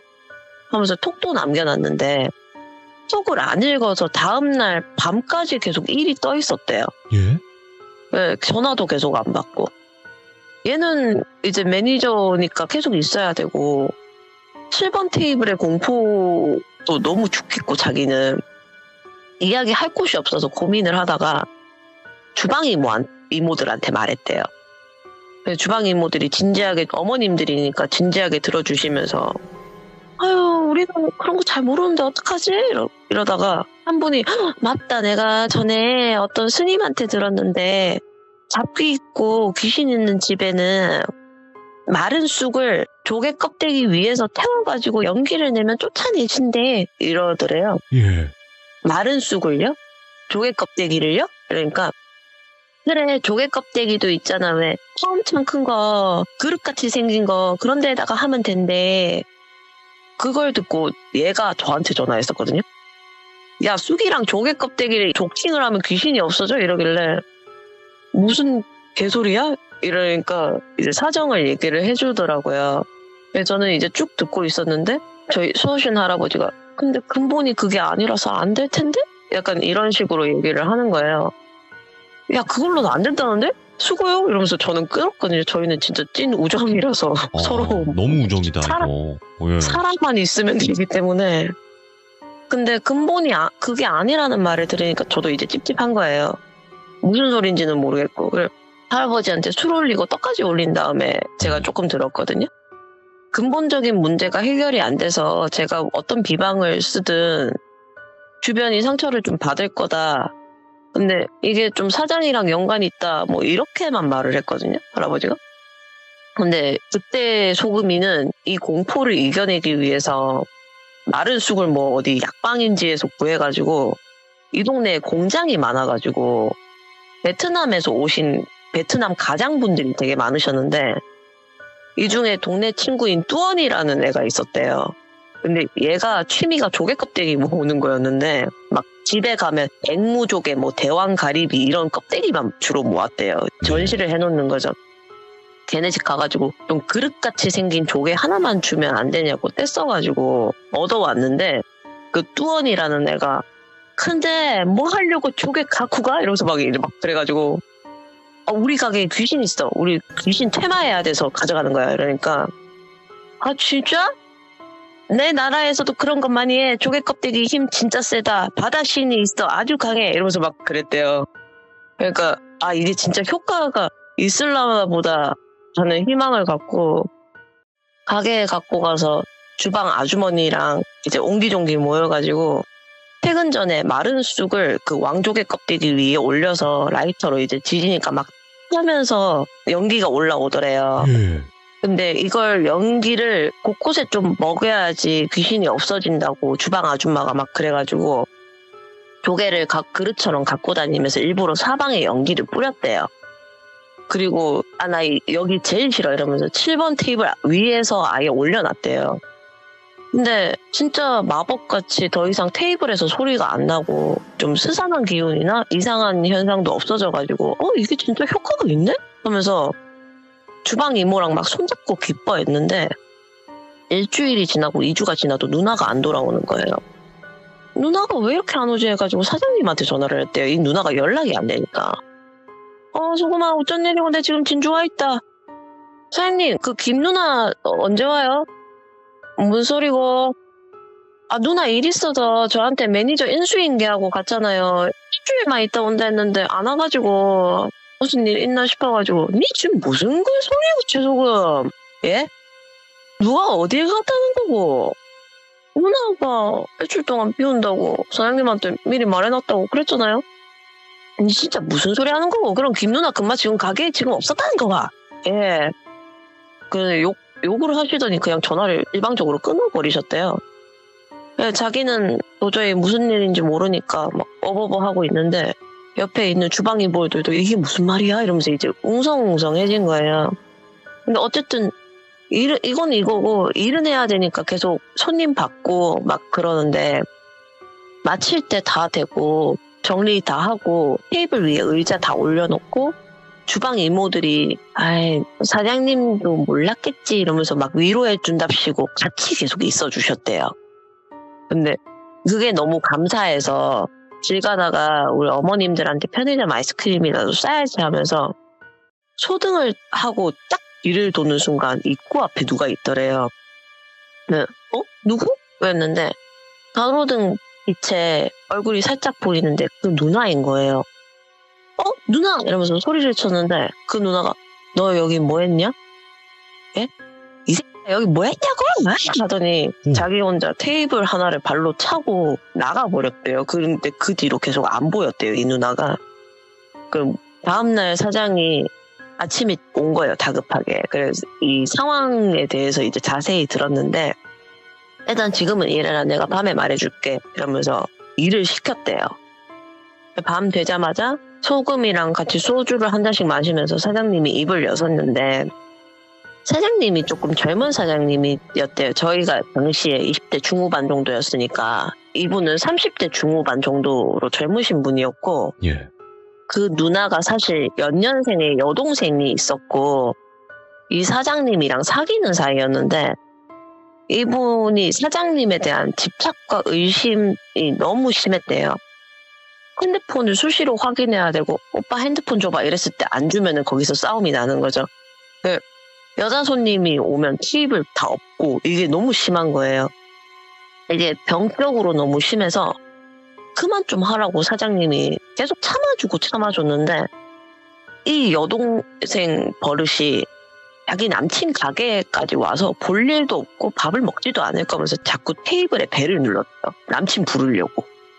그러다가 사장님이 엄청 화를 냈는데 이제 그 여자분은 자기 딴엔 빈정상했다 이거죠. 그게 나한테 화낼 일이야? 네가 떳떳하면 나한테 화낼 일이냐고 이러면서 그날 대판 싸우고 이별을 했대요. 그리고 몇 주간 소식을 몰랐는데 이 이별 때문에는 아니고요. 그냥 뭔가 사고가 나서 죽었다는 소식을 들어가지고 엄청 찝찝했는데 그 여동생의 언니 되는 사람이 찾아와서 여동생이 그동안 패기 쳐서 미안하다. 막 테이블 없고 기물파손 시키고 한 거 있다고 내가 들었는데 동생이 손해 끼친 만큼 내가 여기서 일해주고 싶다 그래가지고 그냥 괜찮으니까 제발 가라고 했는데 예. 매일 와서 일을 해주고 그랬던 거예요. 근데 일하는 모양새도 야무지고 마음에 들고 그래가지고 내가 그럼 다른 감정 다 떠나서 차라리 그냥 월급을 줄 테니까 알바나 하라고 사장님이 그렇게 이 누나를 여기서 일을 하게 됐대요. 근데 그 뒤로 자꾸 테이블에서 벨소리가 나고 그랬다. 그러면서 사실 내 그날 회식날 7번 테이블에 대해서 너무 가볍게 이야기했지. 내가 추사가 진짜 안 좋아가지고 사실 그 얘기를 하면은 김 누나 그 애가 진짜 싫어했을 텐데 근데 내가 술이 돼갖고 그날 니한테 장난처럼 이야기한 거 김 누나가 겁줄도 간 거다 이러면서 수습한 거다.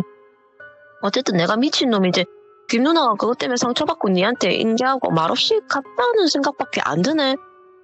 그러고 이제 좀 쓸쓸한 밤이 지났는데 계절 하나가 바뀔 정도로 시간이 지났대요. 네네. 그때까지도 아무 일이 없었고 제 친구는 그냥 그대로 사라진 누나의 일을 받아서 자기가 계속 일을 해왔었어요.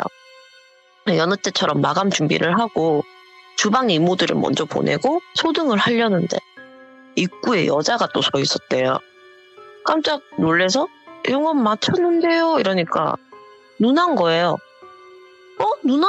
이랬는데 행색이 좀 이상하더래요. 완전 옷을 누더기 같은 걸 입고 씻지도 않았는지 막 머리도 떡져 있고 심지어 맨발로 왔대요. 놀래갖고 누나 무슨 일 있어요? 왜 그래요? 이랬는데 누나가 고개를 딱 들더니 소금아 사랑하는 사람 곁에 있으려고 했는데 그렇게 문전박대하면 어떡해 이랬대요. 누나 그게 무슨 말이에요? 왜 그래요? 무섭게. 그러니까 누나가 쓱 들어오더니 7번 테이블 앞에 딱 서더래요. 그러더니 너 사랑하는 사람을 부를 때 어떻게 하는 줄 알아? 예? 이러는 순간 이렇게 하면서 테이블 호출 버튼을 막 미친 듯이 눌렀대요. 그래서 막 띵동띵동띵동 하면서 전광판에 계속 7번이 뜨는 거예요. 그 소금이가 막 하면서 이제 소리를 지르고 또다시 가게 문도 못 잠그고 전력 질주를 하고 경찰이랑 와보니까 아무도 없었는데 가게 내부 CCTV에는 그 누나가 찍혔대요. 그 사장님이랑 말해서 도저히 나 일 못하겠다고 제발 좀 살려달라고 내가 그냥 부산으로 꺼지겠다고 이렇게 말씀을 드리니까 알겠다고 그동안 고마웠고 뭐 이렇게 말하면서 돈도 다 정산을 해줬다고 하더라고요. 그러고 몇 달이 지났는데 사장님이 연락이 왔대요. 잘 지내냐고. 근황 얘기를 하고 이제 사장님이 아니라 형님 하면서 통화를 하는데 그 사장님이 그러더래요. 아니 그때 기억나지 김 누나. 걔 처음부터 접근한 게 자기 여동생을 여기 심으러 온 거인 것 같다. 네가 나가고 나서 주방 이모들이랑 새로 온 애들이 막 미친 여자 들어온다고 사장님 살려주세요 막 이래서 어디 못 가고 가게에 계속 있었거든. 그리고 내가 일이 너무 풀려서 계속 무당을 찾아갔어. 근데 마지막에 전주 쪽에 뭐 장군 모신다는 분 찾아가니까 이런 말을 하더라. 걔가 어떤 경로로 내한테 저주를 부었는지는 잘 모르겠고 방법도 모르겠다. 예. 근데 살 같은 거 날리는 거 잘못 날리면 어설픈 놈들은 다 지가 받는다고 하는데 얘가 그래서 미쳐갖고 온 동네 맨발로 돌아다닌다는 거라는데 그냥 나도 가게 접고 이제 딴 데 가려고. 근데 네 가게에서 무슨 일 했었나? 네 이름 부르고 다닌다는데 네 때문에 망했다고. 그러니까 그 누나가 계속 돌아다니면서 얘 이름을 부르는 거예요. 소금이 찾고 있는 거예요. 네. 그 후에 사장님도 다른 지역으로 옮기셨대요. 근데 자꾸 실패를 해서 지금은 타코야키 트럭을 하고 계신다고 하고 사실 그 누나 근황은 지금도 모르고요. 사장님이 동네 오랜만에 갔는데 안 보였대요. 그래서 이제 더 알고 싶지 않아서 동네 사람들한테도 안 물어보고 그랬는데 뭐 여태까지 행방은 또 모르고 그렇다고 합니다. 야, 나 아까 이렇게 하면서 막 누른다는 것 자체가 너무 섬뜩한 거예요. 상상을 했는데. 그렇죠. 사람이 계속 누르고 있는 거잖아요. 진짜 무섭겠죠. 와. 야, 린님은 제가 봤을 때 오늘 여러 가지 등장인물들이 많이 나왔잖아요. 아, 예. 아마 같이 계셨던 것 같아, 제가 봤을 때. 이거 아니, 목소리 내신 게 아니죠? 아니, 목소리 낸 거예요. 아니에요. 지금 여러 명이 같이 있어요, 지금 주변에. 그래서 니 타임이야 하면 이제 그 사람이 얘기하고 또 이제 반대 사람이 얘기하고 계속 이러는 것 같아요. 진짜. 너무 실감나요. 아, 감사합니다. 원래 대부분은 그 사람이 이렇게 했다 이렇게만 얘기하시잖아요, 대부분이. 네. 근데 뭔가 그 등장인물에 더 몰입할 수 있는 대단하십니다. 이것도 다 능력이지, 이런 게. 예. 아니, 예능만 넘쳐가지고 그렇습니다. 아니에요. 아유, 린님 너무너무 감사드리고, 역시 린님 사투리가 찰지시네, 확실히. 고맙습니다. 네. 부산 사람인데 찾아야죠. 아우, 너무나 찰져요. 감사합니다. 진짜 고맙습니다, 린님. 감사합니다. 네.